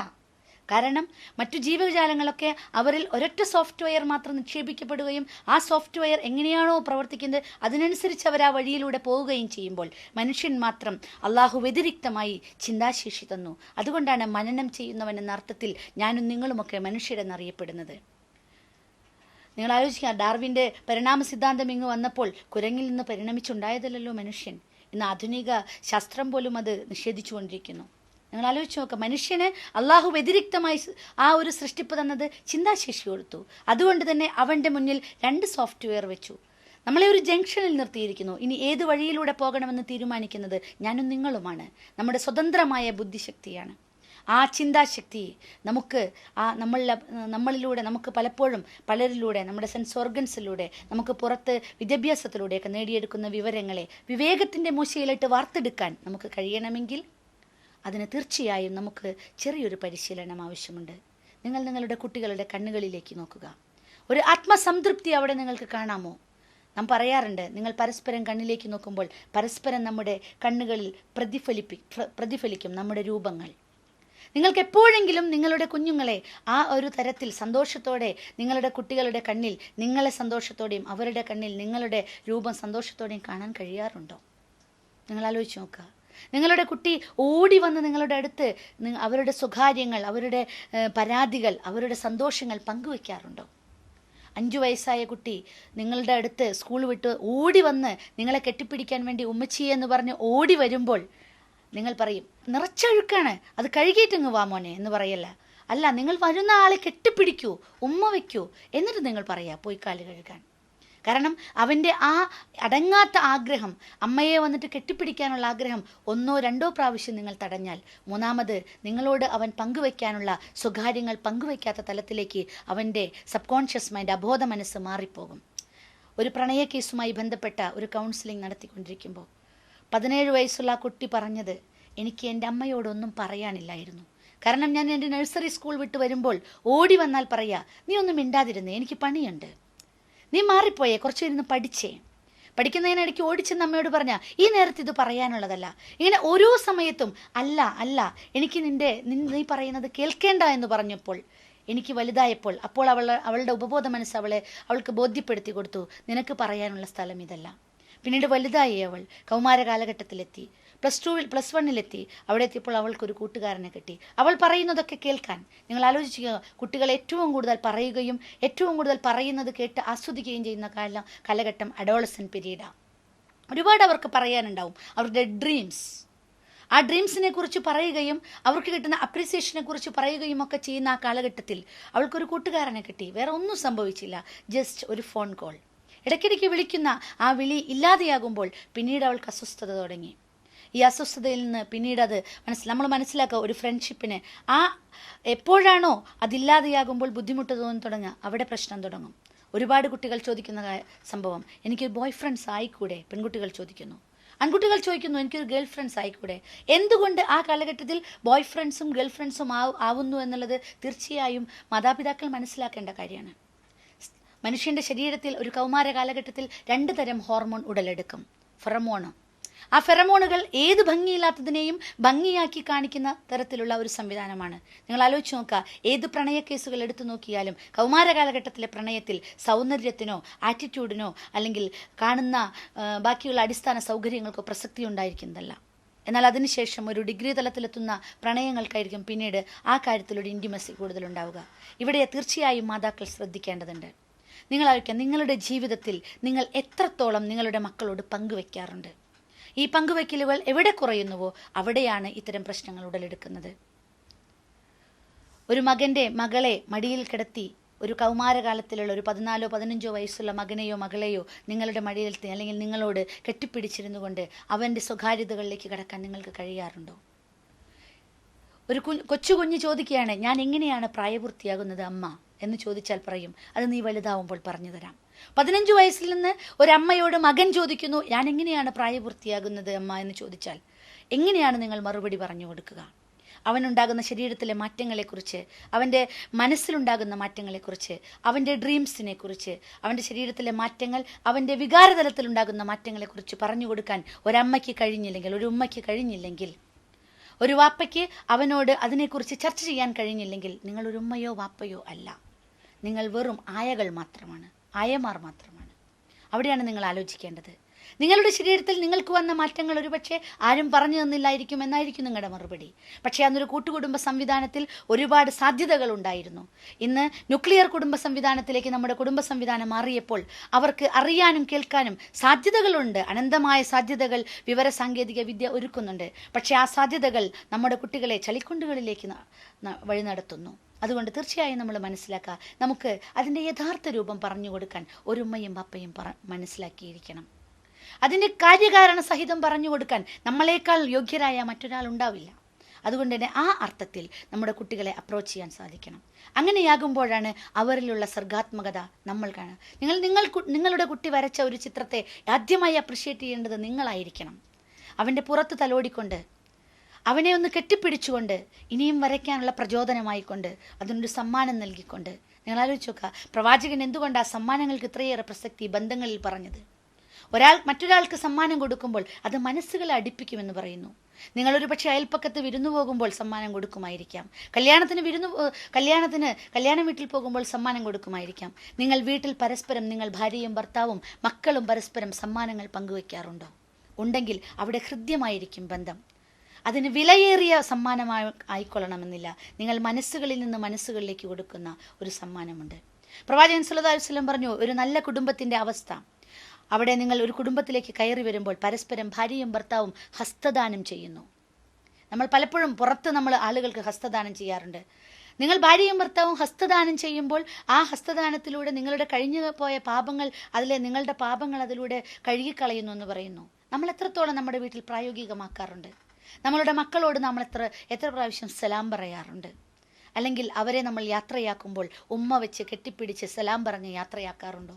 രാത്രി കിടന്നുറങ്ങാൻ നേരത്ത്, ഇനി ഉറങ്ങിക്കോട്ടെ മകനോ മകളോ, പക്ഷേ നിങ്ങൾ അവിടെ ചെന്ന് നിങ്ങൾ അവൻ്റെ നെറ്റിയിൽ ഒരു ഉമ്മ വയ്ക്കുമ്പോൾ അവനുണ്ടാകുന്നൊരു പോസിറ്റീവ് എനർജിയുണ്ട്. കാരണം നിങ്ങളുടെ തന്നെ ആത്മാവാണ് അവിടെ കിടക്കുന്നത് നിങ്ങൾ പറയുമായിരിക്കാം. നിങ്ങളുടെ തന്നെ ജീവനാണ് അവിടെ കിടക്കുന്നത്. പക്ഷെ ആ ജീവന് വേണ്ട ഊർജം പകരേണ്ടത് ഭക്ഷണത്തിൽ നിന്ന് മാത്രമല്ല, നിങ്ങളുടെ സ്പർശനത്തിലൂടെ. നിങ്ങളുടെ ഈ കൈകൾക്ക് തല്ലാനും വഴക്കു പറയാനും പ്രവർത്തിക്കാനും മാത്രമല്ല അള്ളാഹു ഈ കൈകൾ തന്നത്, അതിനെ തൊട്ട് തലോടാനും ആശ്വസിപ്പിക്കാനും കെട്ടിപ്പുണരാനും കൂടി വേണ്ടിയാണ്. നമ്മൾ ആലോചിക്കുക, ഈ കാലഘട്ടത്തിൽ ആവശ്യമില്ലാത്ത ഒത്തിരി ബന്ധങ്ങൾ ഉണ്ടാകുന്നു, ആവശ്യമില്ലാത്ത ഒത്തിരി സ്പർശനങ്ങൾ ഉണ്ടാകുന്നു. ആവശ്യമുള്ള സ്പർശനങ്ങൾ എവിടെ നഷ്ടപ്പെടുന്നു? നിങ്ങളുടെ കുട്ടിയോട് ആധുനിക മനഃശാസ്ത്രം പറയുന്നു, ഒരു കുട്ടിയോട് ഓരോ ദിവസവും 10 പ്രാവശ്യമെങ്കിലും I love you my child എന്ന് പറയണമെന്ന്. പ്രവാചകൻ പറഞ്ഞില്ലേ, എൻ്റെ ഫാത്തിമയെക്കുറിച്ച് ഒരിക്കലും ഫാത്തിമ എന്ന് പറഞ്ഞില്ല, എൻ്റെ പ്രിയപ്പെട്ട, എൻ്റെ കരളിൻ്റെ കഷ്ണമായ ഫാത്തിമ എന്നാണ് പറഞ്ഞിരുന്നത്. നമ്മൾ എന്തുകൊണ്ട് അത് ആലോചിക്കുന്നില്ല? ഹദീസുകളും ഖുർആനിക അധ്യാപനങ്ങളും നമുക്ക് കേട്ടുപഴകാനുള്ള, അല്ലെങ്കിൽ നമുക്കൊരു രസകരമായി കേട്ടുപോകാനുള്ളതല്ല, അത് നമ്മുടെ ജീവിതത്തിലേക്ക് പകർത്താനുള്ളതാണ്. എപ്പോഴും യാ ബുനയ്യ എന്ന് പറഞ്ഞുകൊണ്ടാണല്ലോ സൂറത്ത് ലുക്മാനിൽ പറയുന്നത്, എൻ്റെ പ്രിയപ്പെട്ട മകനെ. നമ്മൾ ആലോചിക്കുക, നമ്മുടെ കുട്ടിയെ എപ്പോഴാണ് നമ്മൾ കരളിൻ്റെ കഷ്ണമായും പ്രിയപ്പെട്ടവനായും ഒക്കെ പറയാറുള്ളത്? അങ്ങനെ പറയുന്നുണ്ടോ നമ്മൾ എപ്പോഴെങ്കിലും ആലോചിക്കുക? ഞാൻ നിന്നെ സ്നേഹിക്കുന്നു എന്നുള്ളത് പ്രണയത്തിൽ മാത്രം ഉപയോഗിക്കേണ്ട ഒന്നല്ല. ഞാൻ നിന്നെ സ്നേഹിക്കുന്നു. പ്രവാചകൻ പറഞ്ഞു, നിങ്ങൾ ഒരാളോട് സ്നേഹമുണ്ടെങ്കിൽ ആ സ്നേഹം നിങ്ങൾക്ക് പ്രകടിപ്പിക്കണം, അവരെ അറിയിക്കണം. അറിയാത്ത സ്നേഹം പ്രകടിപ്പിക്കാത്ത സ്നേഹം എടുക്കാത്ത കാശ് കൊണ്ട് നമുക്ക് ഉപയോഗമൊന്നുമില്ലല്ലോ. അതുകൊണ്ട് നമ്മൾ ആലോചിക്കാം, നമ്മുടെ കുട്ടിയോട് നമ്മൾ എത്രത്തോളം സ്നേഹം പ്രകടിപ്പിക്കാറുണ്ട്. ഒരുപക്ഷെ ഒരു കഴിഞ്ഞ തലമുറ പറയാറുണ്ട്, സ്നേഹം പ്രകടിപ്പിച്ച കുട്ടികൾ വഷളാവും. ഇല്ല, നമ്മുടെ കുട്ടികളോട് കെട്ടിപ്പുണരുകയും ഉമ്മ വയ്ക്കുകയും ചെയ്യേണ്ടിടത്ത് നമ്മളത് ചെയ്തില്ലെങ്കിൽ പുറത്ത് കെട്ടിപ്പുണരാനും അവരെ വാരിപ്പുണരാനും സ്വീകരിക്കാനും അവർ പറയുന്നത് സാഗൂതം കേട്ടിരിക്കാനും ഒരുപാട് കൈകൾ കാത്തിരിക്കുക. ആ കൈകളിലേക്ക് ഇയാമ്പറ്റകളെ പോലെ വീഴാതിരിക്കണമെങ്കിൽ തീർച്ചയായും പ്രിയപ്പെട്ട ഉമ്മമാരെ, ഉപ്പമാരെ, നമ്മളൊന്ന് ആലോചിക്കുക. നമ്മുടെ കൈകൾക്കും നമ്മുടെ കണ്ണുകൾക്കും നമ്മുടെ ചിന്തകൾക്കും നമ്മുടെ വാക്കുകൾക്കും ഒരുപാട് പ്രസക്തിയുണ്ട് ഇവിടെ. അതുകൊണ്ട് തന്നെ അവരുടെ സർഗാത്മകതയെ നിങ്ങൾ ആലോചിക്കുക. തെറ്റുകളിലേക്ക് വീഴുന്ന ഒരു പ്രായം എന്ന് പറയുന്നത് 14 വയസ്സിനും 21 വയസ്സിനും ഇടയിലുള്ളൊരു പ്രായമാണ്. അവർ അഡോളസൻ പീരീഡിൽ നിന്ന് യൂത്തിലേക്കുള്ള യാത്രയിലാണ്. ആ യാത്രയിൽ ഒരുപാട് സ്വപ്നങ്ങൾ ഉണ്ടായിരിക്കാം. ഒരു വ്യക്തി അവൻ്റെ ആദർശം രൂപപ്പെടുത്തുന്നത് ആ ഒരു കാലഘട്ടത്തിലാണ്. അവിടെ നമ്മൾ റോൾ മോഡൽസ് ആവുക. എൻ്റെ ജീവിതം എന്താണോ അതാണ് എൻ്റെ കുഞ്ഞിൻ്റേത് ആവേണ്ടത് എന്നൊരു ഉമ്മയ്ക്ക് തീരുമാനിക്കാൻ കഴിയണമെങ്കിൽ ആ ഉമ്മയും ഉപ്പയും അത്രയേറെ വിശുദ്ധരും, ആ പേരൻസ് അത്രയേറെ വിശുദ്ധരും അത്രയേറെ കർമ്മോത്സുകരുമായിരിക്കണം. എൻ്റെ ഉമ്മയെ കണ്ട് ഞാൻ പഠിക്കട്ടെ, അല്ലെങ്കിൽ എൻ്റെ ഉമ്മയെ കണ്ട് പഠിക്കട്ടെ എന്നൊരു മകളും എൻ്റെ ഉപ്പയെ കണ്ട് പഠിക്കട്ടെ എന്നൊരു മകനും തീരുമാനിക്കണമെങ്കിൽ അത്രയേറെ വിശുദ്ധമായ, അത്രയേറെ മാതൃകായോഗ്യമായ ഒരു ജീവിതം നയിക്കുന്നവരാവണം. അതുകൊണ്ട് തന്നെ തീർച്ചയായും നമ്മൾ ആലോചിച്ച് നോക്കുക, നമ്മുടെ ജീവിതത്തിലേക്ക് ഒന്ന് തിരിഞ്ഞു നോക്കുക. നമ്മുടെ മക്കളുടെ മുന്നിൽ നമ്മൾ റോൾ മോഡൽസ് ആണോ? അവർ വേറെ ഒരിടത്തൊന്നുമല്ല ജീവിതം പഠിക്കേണ്ടത്. ജീവിതം പഠിക്കേണ്ടത് നമ്മുടെ വീടുകളിൽ നിന്നാണ്. ഒരുപാട് സർട്ടിഫിക്കറ്റുകൾ, വ്യത്യസ്ത തലത്തിലുള്ള വ്യത്യസ്ത ബിരുദങ്ങൾ നമ്മുടെ മക്കൾ നേടിയേക്കാം. പക്ഷേ ജീവിതത്തിൻ്റെ ജൈവികത, സമ്പുഷ്ടത നിലനിർത്തുന്ന, തീർച്ചയായും അവരുടെ വ്യക്തമായി ജീവിതം രൂപപ്പെടുത്തുന്നത് വീടുകളിൽ നിന്നാണ്. കാരണം ഏറ്റവും കൂടുതൽ സമയം ചെലവഴിക്കപ്പെടുന്നത് വീടുകളിലാണ്. ആ വീടുകളിൽ അവർ കാണുന്ന ജീവിതം, അതിന് നമ്മൾ ജീവിതം പഠിപ്പിക്കണമെങ്കിൽ അവിടെ വാപ്പയും ഉമ്മയും അവർ പരസ്പര സഹകരണവും സ്നേഹമുള്ളവരായിരിക്കണം. ഒരു കുഞ്ഞിൻ്റെ വിജയം എന്ന് പറയുന്നത് എപ്പോഴും നിങ്ങൾ ആലോചിച്ച് നോക്കുക, അമ്മയുടെയും അച്ഛൻ്റെയും ഏറ്റവും അടുപ്പമുള്ള, സ്നേഹമുള്ള, അവരുടെ പരസ്പര സഹകരണമുള്ള ജീവിതത്തിലൂടെ മാത്രമേ ഉള്ളൂ. ഏറ്റവും കൂടുതൽ ഇന്ന് കുട്ടികൾ മാനസിക പ്രശ്നം അനുഭവിക്കുന്ന ഒന്ന് കോൺഫ്ലിക്റ്റുള്ള, വേർപിരിഞ്ഞു പോകുന്ന മാതാപിതാക്കളുള്ളിടത്താണ്.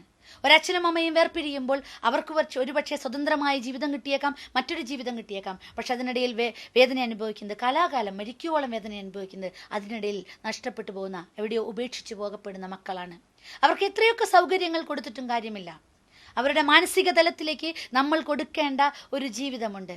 ആ ജീവിതം ഉപ്പയും ഉമ്മയും കാഴ്ചവെച്ചില്ലെങ്കിൽ തീർച്ചയായിട്ടും നമ്മുടെ കുട്ടികൾ അവർ നഷ്ടപ്പെട്ടു പോകും. നിങ്ങൾ നിങ്ങളുടെ നെഞ്ചോട് ചേർത്ത്, നിങ്ങൾ നിങ്ങളുടെ കൈപ്പിടിയിൽ ഒതുങ്ങിയെന്ന് വിചാരിക്കുന്ന നിങ്ങളുടെ കുട്ടികൾ നിങ്ങളുടെ കയ്യിൽ നിന്നിങ്ങനെ ഊർന്നു പോകുന്നത് നിങ്ങൾ പോലും അറിയാതെയായിരിക്കും. അതുകൊണ്ട് തീർച്ചയായും ശ്രദ്ധിക്കുക. അതുകൊണ്ട് ആ 14 വയസ്സ് മുതൽ 21 വയസ്സ് വരെയുള്ള കാലഘട്ടത്തിൽ നിങ്ങൾ അവരോടൊപ്പം കൂടുക, സാഹിബാവുക എന്ന പ്രവാചകൻ പറഞ്ഞത്. നിങ്ങൾ അവരുടെ കൂട്ടുകാരനാവുക.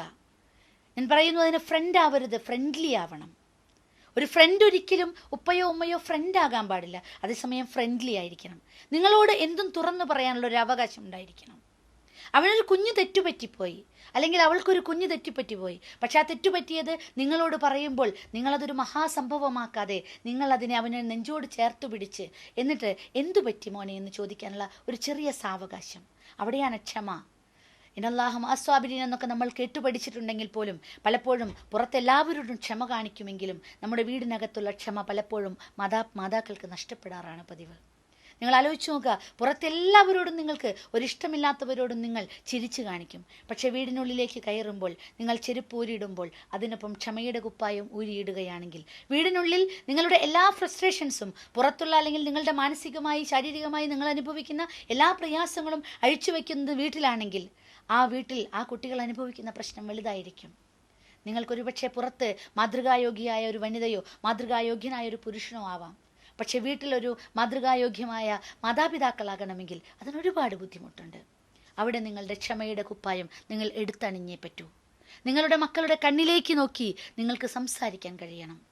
പലപ്പോഴും ഇന്ന് നമ്മുടെ ടൈം മാനേജ്മെൻറ്റ്, നമ്മുടെ ഓരോ വീട്ടിലെയും സമയമെടുത്ത് നോക്കിയാൽ ഞങ്ങളെപ്പോലുള്ളവർ പലപ്പോഴും പറയാറുണ്ട്, ദിവസത്തിൽ ഒരു നേരമെങ്കിലും നമ്മൾ ഒരു മേശയ്ക്ക് ചുറ്റുമിരുന്ന് ഭക്ഷണം കഴിക്കണമെന്ന്.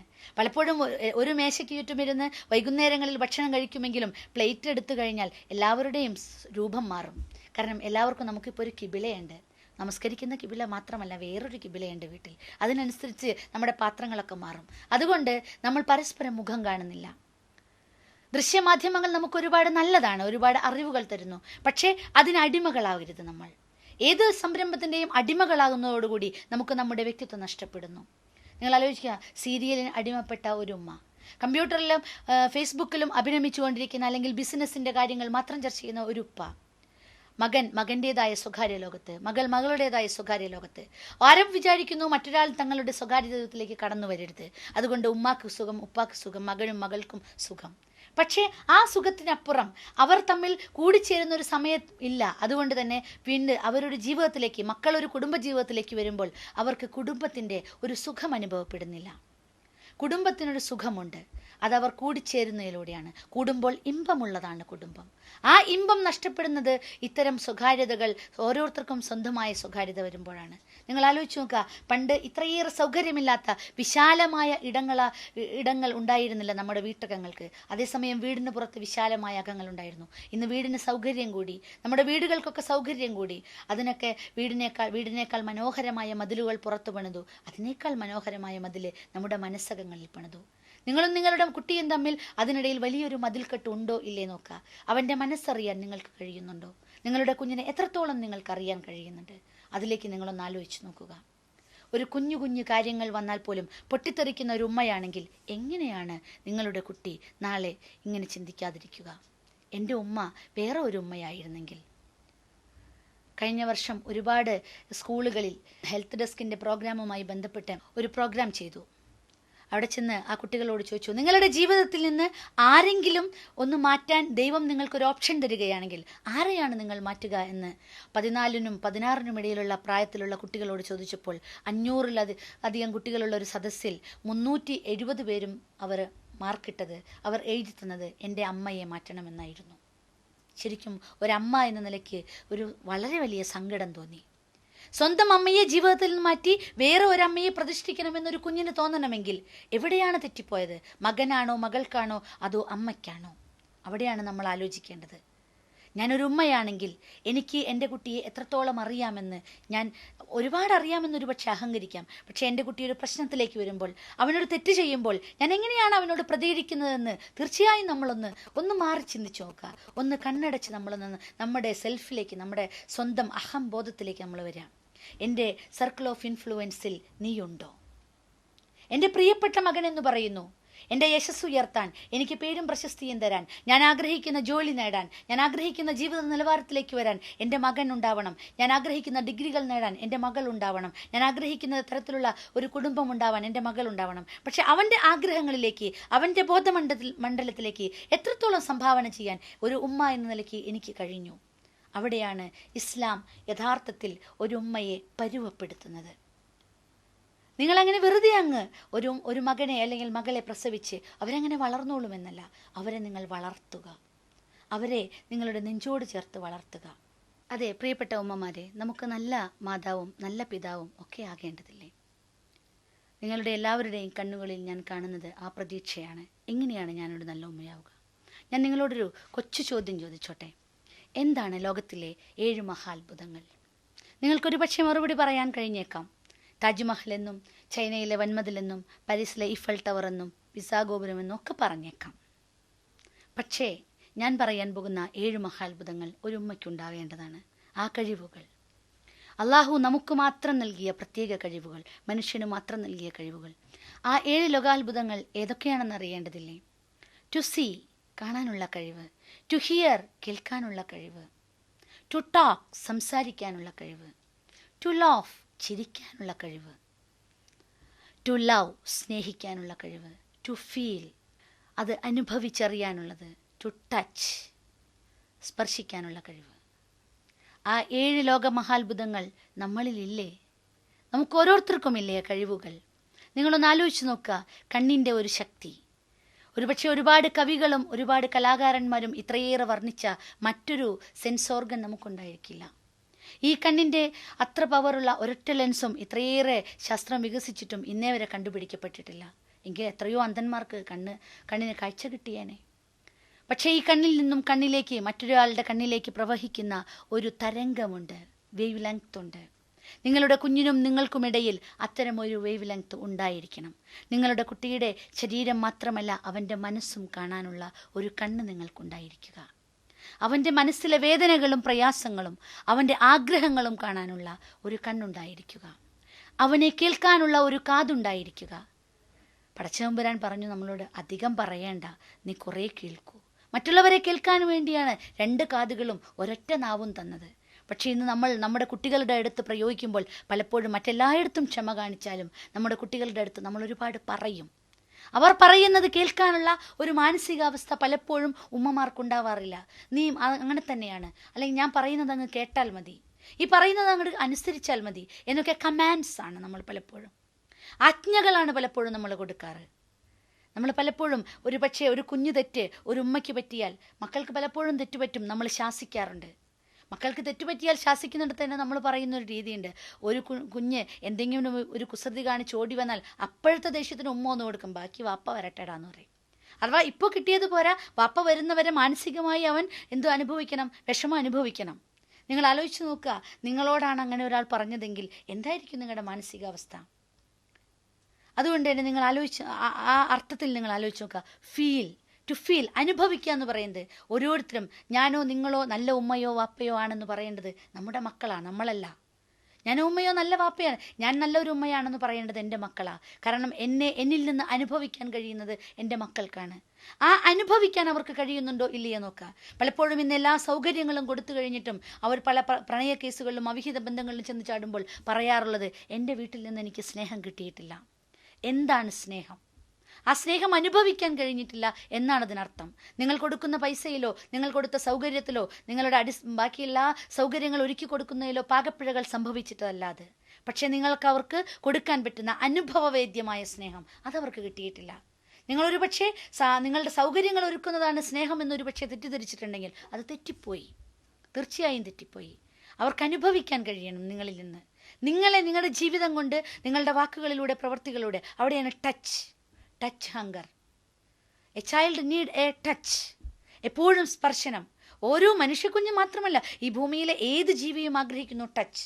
ഒരമ്മയുടെ ഗർഭപാത്രത്തിൽ നിന്ന് പുറത്തേക്ക് വന്നാൽ ആദ്യമായിട്ട് ഏത് കുഞ്ഞും ചെയ്യുക, ഏത് മൃഗവും ചെയ്യുക, തൻ്റെ കുഞ്ഞിനെ നക്കി തുറത്തുകയാണ്. നമ്മൾ നമ്മുടെ നെഞ്ചോട് ചേർത്ത് നമ്മൾ ചൂട് പകരുന്നു. ഈ സ്പർശനം വളരുമ്പോഴും അവർക്ക് ആവശ്യമുണ്ട്. എത്ര വളർന്നാലും സ്പർശനത്തിന് ഒരു മഹാശക്തിയുണ്ട്. നമ്മുടെ വിരൽത്തുമ്പുകൾക്കൊരു മഹാശക്തിയുണ്ട്. ആ സ്പർശനം കൊണ്ട് അവരെ നമുക്ക് നമ്മുടെ വിരൽത്തുമ്പിൽ ഒരു സംഗീത സാന്ദ്രമായ ഒരു ലോകത്തേക്ക്, നമ്മൾ ആഗ്രഹിക്കുന്ന ഒരു ലോകത്തേക്ക് കൊണ്ടുവരാൻ നമുക്ക് കഴിയും. ആ സ്പർശനം നമുക്ക് നല്ല രൂപത്തിൽ കൊടുത്താൽ. ഇന്നൊരു പക്ഷേ പലപ്പോഴും അടികൊടുക്കുന്ന, അല്ലെങ്കിൽ ഷൗട്ട് ചെയ്യുന്ന, ആക്രോശിക്കുന്ന മാതാപിതാക്കളെയാണ് കാണുക. രണ്ടാമതൊന്ന്, നമ്മൾ സ്നേഹിക്കേണ്ടതിനെക്കുറിച്ച് പറഞ്ഞു. ടു ലവ്, എങ്ങനെയാണ് സ്നേഹിക്കുക? നമുക്ക് പരസ്പരം സ്നേഹിക്കാൻ നമ്മൾ സ്നേഹം കൊടുക്കുക. Give and take policy. ഇന്ന് ഏത് കാര്യത്തിലും അങ്ങനെയാണ്, കൊടുക്കുന്നതേ കിട്ടൂ. നമ്മൾ ആലോചിക്കുക, നമ്മൾ കൊടുക്കുക, നമ്മുടെ സ്നേഹം വാരിക്കോരി കൊടുക്കുക. ഒരാളും സ്നേഹിച്ചതുകൊണ്ട് ഈ ലോകത്ത് വഷളായി പോയിട്ടില്ല. തോമസ് ആൽവ എഡിസൺ, നമുക്കറിയാം, ഒരുപാട് കണ്ടുപിടുത്തങ്ങൾ ഈ ലോകത്ത് നടത്തിയ, നമുക്ക് ഈ ലോകത്ത് ഒരുപാട് അടിസ്ഥാന സൗകര്യങ്ങൾ ഒരുക്കി തന്ന മനുഷ്യൻ. 6 or 7 സ്കൂളുകളിൽ നിന്നും പുറത്താക്കപ്പെട്ടിട്ട് ഓടി വന്നു. എല്ലാ ക്ലാസ്സുകളിലും ശല്യക്കാരനായിരുന്നു. ക്ലാസ്സിൽ ശരിക്കിരിക്കാനോ പഠിക്കാനോ പറ്റാത്തൊരു കുഞ്ഞായിരുന്നു. 6ാമത്തെ സ്കൂളിൽ നിന്നും മടങ്ങി വരുന്ന മകനെ കെട്ടിപ്പിടിച്ചുകൊണ്ട് അവൻ്റെ അമ്മ പറഞ്ഞത് ഇതായിരുന്നു, മകനെ, നിന്നെ എനിക്ക് വേണം, നീ എൻ്റെ മകനാണ്, നിന്നെ എനിക്ക് വേണം. അങ്ങനെ ആ അമ്മ കെട്ടിപ്പിടിച്ചില്ലായിരുന്നുവെങ്കിൽ ഇന്ന് ലോകം കാണുന്ന ഒരു മഹാശാസ്ത്രജ്ഞനായിട്ട് നമുക്ക് എഡിസനെ കാണാൻ കഴിയില്ല. അതുകൊണ്ട് തന്നെ തീർച്ചയായിട്ടും നമ്മൾ മനസ്സിലാക്കുക, നാം എങ്ങനെയാണോ നമ്മുടെ മക്കളോട് ഉള്ള ആറ്റിറ്റ്യൂഡ്, നമ്മുടെ മനോഭാവം എന്താണ്? നമുക്ക് വേണ്ടിയല്ല, ഈ ലോകത്തിന് വേണ്ടിയാണ് കുഞ്ഞുങ്ങൾ. നമുക്ക് വേണ്ടിയാകുന്നത് അവർ തൻ്റെ ഇടത്തോടുകൂടി ഈ ലോകത്തെ നേരിടുമ്പോഴാണ്. അങ്ങനെ നേരിടണമെങ്കിൽ തൻ്റെ ഇടമുള്ള മക്കളാക്കി വളർത്തണം. തൻ്റേതായൊരിടം സമൂഹത്തിലും വ്യക്തിതലത്തിലും സ്വന്തം കുടുംബജീവിതത്തിലും ഉണ്ടാക്കിയെടുക്കുന്നവരാണ് തൻ്റെ ഇടമുള്ളവർ. നിങ്ങൾ ആലോചിച്ച് നോക്കുക, നിങ്ങൾ പലപ്പോഴും നമ്മുടെ കുഞ്ഞിന് കോൺഫിഡൻസ് പകരേണ്ടതിന് പകരം അവരുടെ സർഗാത്മകതയെ ഇടിച്ചു താഴ്ത്തുകയല്ലേ ചെയ്യാറ്? കൊച്ചു കുഞ്ഞായിരിക്കുമ്പോൾ അവൻ ജനലിൽ പിടിച്ച് കയറാൻ പോയപ്പോൾ നീ പറഞ്ഞു, കയറരുത്, വീഴും. അവൻ വീഴുമെന്നുള്ളതല്ല, നമുക്ക് വീണാൽ അപകടം പറ്റിയാൽ നമ്മൾ എടുത്ത് കൊണ്ടുപോകണം. അതാണ് നമ്മുടെ പ്രശ്നം.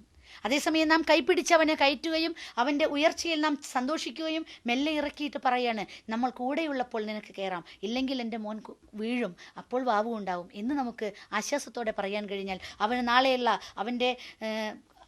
അവൻ്റെ വ്യക്തി ജീവിതത്തിൽ എല്ലാ ഉയരങ്ങളെയും കീഴടക്കാനുള്ള ആത്മവിശ്വാസം അവനുണ്ടാകും. ഈ ആത്മവിശ്വാസമാണ് നമ്മൾ പകരേണ്ടത്. ഈ ലോകത്ത് ജീവിക്കണമെങ്കിൽ പ്രത്യേകിച്ച് പെൺകുട്ടികൾക്ക് ഒത്തിരി ആത്മവിശ്വാസം ആവശ്യമാണ്. എല്ലാറ്റിനെയും ഇടിച്ചു താഴ്ത്തുന്ന അല്ലെങ്കിൽ അവരുടെ വ്യക്തിത്വത്തിനെ ഇല്ലാതെയാക്കുന്ന ഒരുപാട് പ്രവർത്തനങ്ങൾ നമ്മുടെ ചുറ്റും നടക്കുന്നുണ്ട്. അവിടെയൊക്കെ സ്വന്തം ശരീരത്തെക്കുറിച്ചും സ്വന്തം മാനസികാവസ്ഥയെക്കുറിച്ചും സ്വന്തം ആദർശത്തെക്കുറിച്ചുമുള്ള ബോധമുണ്ടാക്കാൻ ഒരു ഉമ്മയ്ക്കാണ് കഴിയുക.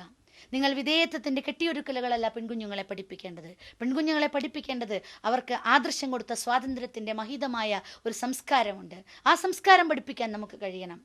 നമ്മളിവിടെ അടിച്ചമർത്തപ്പെടുന്നവരുടെയും പീഡിപ്പിക്കപ്പെടുന്നവരുടെയും കഥകളല്ല നമ്മൾ പറഞ്ഞു കൊടുക്കേണ്ടത്. അത് അങ്ങനെ ഒരു സംഭവം ഇവിടെ ഉണ്ട് എന്നുള്ള അവരെ ഓർമ്മപ്പെടുത്തുന്നതിനോടൊപ്പം അവരുടെ ശരീരവും അവരുടെ മനസ്സും അവരെ ആത്മവിശ്വാസവും സംരക്ഷിക്കാനുള്ള മാർഗങ്ങൾ പറഞ്ഞു കൊടുക്കുന്നതിനപ്പുറം നമ്മുടെ ഈ ആദർശം നമുക്ക് തന്ന സ്വാതന്ത്ര്യം ഉപയോഗപ്പെടുത്തി ഈ ലോകത്ത് നിന്ന് ഉയർന്നു വന്ന ഒരുപാട് മഹിളാമണികളുണ്ട്. അവരെക്കുറിച്ച് പറഞ്ഞു കൊടുക്കാൻ നമുക്ക് കഴിയണം. നീ അങ്ങനെ ആകണ്ട എന്ന് പറയുന്നതിന് പകരം നീ ഇങ്ങനെയാകണമെന്ന് ചൂണ്ടിക്കാണിക്കാൻ ഒരു ഉമ്മയ്ക്ക് കഴിയണം. അങ്ങനെയാണ് ടു ടച്ച്, മനസ്സിലേക്കും അവരുടെ ശരീരത്തിലേക്കും. ടു ലാഫ്, ചിരിക്കുക മനുഷ്യന് മാത്രം അള്ളാഹു തന്ന കഴിവാണ്. നിങ്ങൾ ആലോചിച്ച് നോക്കിയിട്ടുണ്ടോ? 60-ലധികം പേശികൾ ചലിച്ചാലേ ഒരു മനുഷ്യന് ചിരിക്കാൻ കഴിയൂ. നിങ്ങൾ എപ്പോഴാണ് ചിരിക്കാറ്? പലതരത്തിലുള്ള ചിരികളുണ്ട്. നിങ്ങളൊരു കുട്ടി കാണിക്കുന്ന വികൃതി കണ്ടിട്ട് ഒരു പുച്ഛിച്ചിട്ടാണ് ചിരിച്ചതെങ്കിൽ തൻ്റെ ഉമ്മയെ ആ പുച്ഛിച്ച ചിരിയോടെയാണ് അവൻ നാളെയും ആലോചിക്കുക. നിങ്ങൾ ആലോചിക്കേണ്ടത് ആ കുട്ടിയുടെ കണ്ണിലേക്ക് നോക്കി നിങ്ങൾ ചിരിക്കുക. ആ ചിരി നിങ്ങളുടെ മനസ്സിൽ നിന്ന് വരുന്നതായിരിക്കണം. നിങ്ങൾ പരസ്പരം കളിയാക്കി ചിരിക്കരുതെന്ന് പ്രവാചകൻ പറഞ്ഞതിൽ ഒരുപാട് അർത്ഥമുണ്ട്. ഒരുവൻ്റെ മനസ്സിനെ വേദനിപ്പിക്കാൻ ഒരു വാക്ക് വേണ്ട, ഒരു കളിയാക്കിയിട്ടുള്ള ചിരി മതി, ഒരു പരിഹാസ ചിരി മതി. അതൊരിക്കലും നമ്മൾ ഒരുപക്ഷെ വീടകങ്ങളിൽ നമ്മൾ ഓർക്കാറില്ല. പരസ്പരം കുത്തുവാക്കുകൾ പറയുകയും പരിഹസിക്കപ്പെടുകയും ചെയ്യുന്ന ഒരു വീട്ടിൽ എങ്ങനെയാണ് ആത്മവിശ്വാസമുള്ള നല്ല ഒരു കുട്ടി വളർന്നു വരിക? അതുകൊണ്ട് തന്നെ നമ്മൾ ആലോചിക്കുക, അത്തരമൊരു അവസ്ഥ നമ്മളിൽ ഉണ്ടാകണം.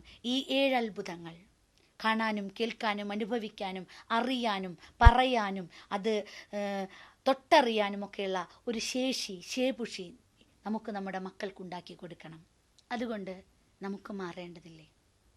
Change your thinking. നിങ്ങളുടെ ചിന്തകൾ മാറ്റുക. നമ്മൾക്ക് അള്ളാഹുദാനമായി തന്നു നമ്മുടെ മക്കളെ. നിങ്ങൾ ആലോചിച്ച് നോക്കുക, മക്കളില്ലാത്ത ഒരു കുടുംബത്തിൻ്റെ വേദന അത് അവർക്ക് മാത്രമേ മനസ്സിലാവുള്ളൂ. എന്നാൽ നമുക്ക് അനുഗ്രഹവർഷമായി നമുക്ക് തന്ന ഈ മക്കളെ നാളെ അവർക്ക് നമുക്കെതിരെ സാക്ഷി പറയാത്ത, നമുക്ക് സ്വർഗത്തിൽ നമ്മോടൊപ്പം കൂട്ടുകൂടി നമ്മളെ സ്വീകരിക്കുന്ന മക്കളായി മാറണമെങ്കിൽ change your thinking, change your behaviour, change your lifestyle. നമ്മുടെ ജീവിതം അപ്പാടെ മാറ്റിമറിക്കേണ്ടതുണ്ട്. എൻ്റെയും നിങ്ങളുടെയും ഒക്കെ ജീവിതത്തിൽ എവിടെയൊക്കെയോ പാകപ്പിഴകൾ ഉണ്ടായേക്കാം. ഒരുപക്ഷെ നാം ജീവിച്ചു വന്ന സാഹചര്യം കൊണ്ടായിരിക്കാം, നാം ശീലിച്ചു വന്ന കുറേ ശീലങ്ങൾ കൊണ്ടായിരിക്കാം. പക്ഷെ ആ ശീലങ്ങൾ നമുക്ക് നമ്മുടെ മക്കൾക്ക് വേണ്ടി മാറ്റേണ്ടതുണ്ട്. നമ്മുടെ കയ്യിൽ സൂക്ഷിക്കാൻ ഏൽപ്പിച്ച അമാനത്താണ് നമ്മുടെ മക്കൾ. നമ്മുടെ ആയുസ്സും ആരോഗ്യവും എപ്രകാരമാണോ നമുക്ക് ദാനമായി കിട്ടിയത്, അതിനേക്കാൾ പ്രധാനപ്പെട്ട ഒരു ദാനമാണ് നമ്മുടെ മക്കൾ. അതുകൊണ്ട് തന്നെ ഇവയെക്കുറിച്ച് ചോദിക്കാതെ നാളെ പരലോകത്ത് നമുക്ക് ഒരടി മുന്നോട്ട് വയ്ക്കാൻ കഴിയില്ല എന്ന് എനിക്കും നിങ്ങൾക്കും അറിയാം. അതുകൊണ്ട് തന്നെ ചേഞ്ച് യുവർ തോട്ട്. നിങ്ങളുടെ ചിന്തകളെ മാറ്റുക. എന്താണോ നിങ്ങളുടെ മക്കൾ ആകാൻ ആഗ്രഹിക്കുന്നത് ആ ഒരു തലത്തിലേക്ക് നിങ്ങളുടെ ചിന്തകളെ മാറ്റാം. ഒരുപക്ഷെ അറിവിൻ്റെ കാര്യത്തിൽ ഒരുപക്ഷെ നമ്മൾ നമ്മുടെ മക്കളെക്കാൾ പിറകിലായിരിക്കാം. പക്ഷെ അറിയാത്ത ഒന്നിനെക്കുറിച്ച് ചോദിച്ചാൽ പോലും എനിക്കറിയില്ല, അറിയുന്നിടത്തുനിന്ന് പറഞ്ഞു തരാമെന്നറിയാനുള്ള ഒരു സാവകാശം നമുക്കുണ്ടാവണം. ഒരുപക്ഷെ മക്കളെക്കാൾ ഇന്നത്തെ കാലത്ത് ശാസ്ത്ര സാങ്കേതിക വിദ്യയുടെ ഈ കാലത്ത് നമുക്കൊരുപാട് അറിവുകളുടെ പോരായ്മകളുണ്ടാവാം. പക്ഷെ അറിവിനേക്കാൾ നമ്മുടെ അനുഭവ സമ്പത്ത് അവർക്ക് ഗുണകരമായി തീരേണ്ടതുണ്ട്. അതിന് അവരുടെ മുന്നിൽ സോറി പറയാൻ നമ്മൾ പഠിക്കേണ്ടതുണ്ട്. ഒരുപക്ഷെ ചില തെറ്റുകൾ നമ്മൾ പറ്റിപ്പോയാലും നമ്മളത് നമുക്ക് പറ്റിയത് തെറ്റല്ല എന്ന് പറഞ്ഞ് വാശി പിടിച്ചു നിൽക്കുന്ന ഒരു സമൂഹമാണ് ഇന്ന് പലപ്പോഴും കാണാറ്.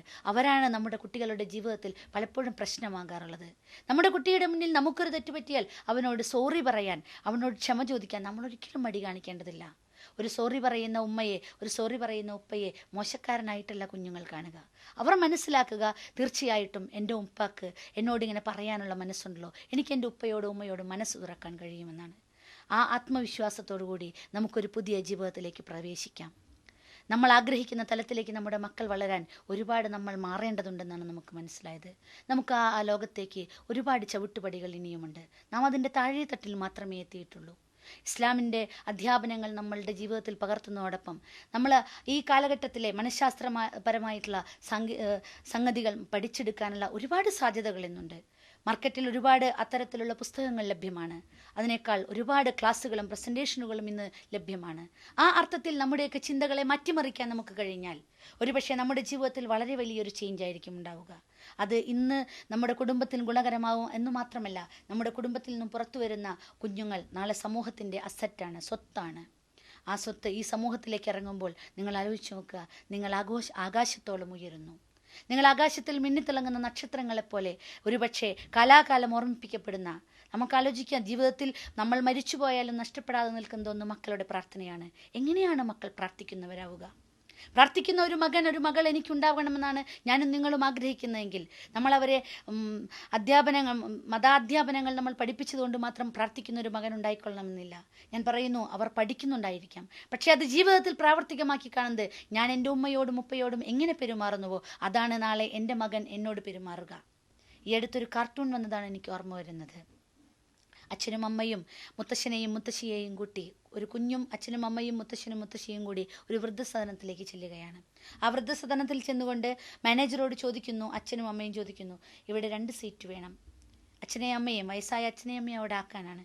അപ്പോൾ മാനേജർ പറഞ്ഞു, സോറി, ഇപ്പോൾ ഇവിടെ ഒഴിവില്ല. അങ്ങനെ നിരാശയോടുകൂടി അവർ തിരിച്ചു വരുമ്പോൾ 5 വയസ്സായ കുട്ടി പുറകിലേക്ക് വീണ്ടും തിരിഞ്ഞ് ഓടിച്ചെന്നുകൊണ്ട് മാനേജറോട് പറയാണ്, നിങ്ങൾ 10 വർഷം കഴിഞ്ഞ് വരുമ്പോൾ 2 സീറ്റ് ഇപ്പോഴേ ബുക്ക് ചെയ്തിടണം. ഇവർ ആശ്ചര്യത്തോടു കൂടി ചോദിച്ചു, എന്താണ് ഈ കുഞ്ഞ് ചെയ്യുന്നതെന്ന്.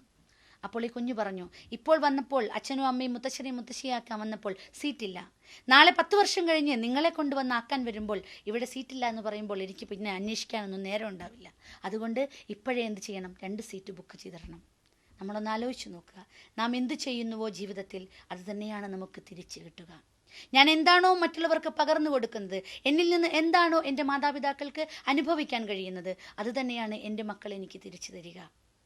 ഒരുപക്ഷെ നിങ്ങൾ പറയുമായിരിക്കാം, നിങ്ങളുടെ മക്കൾക്ക് കൊടുക്കുന്ന അത്ര വിദ്യാഭ്യാസമോ അത്ര സൗകര്യങ്ങളോ ഒരുപക്ഷെ നിങ്ങളുടെ മാതാപിതാക്കൾക്ക് അന്നത്തെ കാലത്ത് നിങ്ങൾക്ക് തരാൻ സൗകര്യമുണ്ടായിരിക്കുന്നില്ല, അല്ലെങ്കിൽ അവരുടെ സാഹചര്യങ്ങൾ അതിന് അനുവദിച്ചിട്ടുണ്ടായിരിക്കില്ല.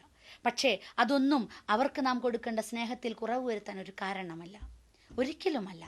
കാരണം നമ്മൾ ഇങ്ങനെയായി ഇത്തരമൊരു വ്യക്തിത്വമുള്ളവരായി ഈ സദസ്സിൽ അല്ലെങ്കിൽ ഇവിടെ ഇരിക്കുന്നു എന്നുള്ളത് തന്നെ നമ്മളെ ഇത്രത്തോളം വളർത്തിയത് നമ്മുടെ മാതാപിതാക്കളുടെ ഒരുപാട് നാളത്തെ അധ്വാനവും അവരുടെ കഴിവും അവരുടെ പ്രയത്നവും ഒക്കെ അതിൻ്റെ പുറകിലുണ്ട്.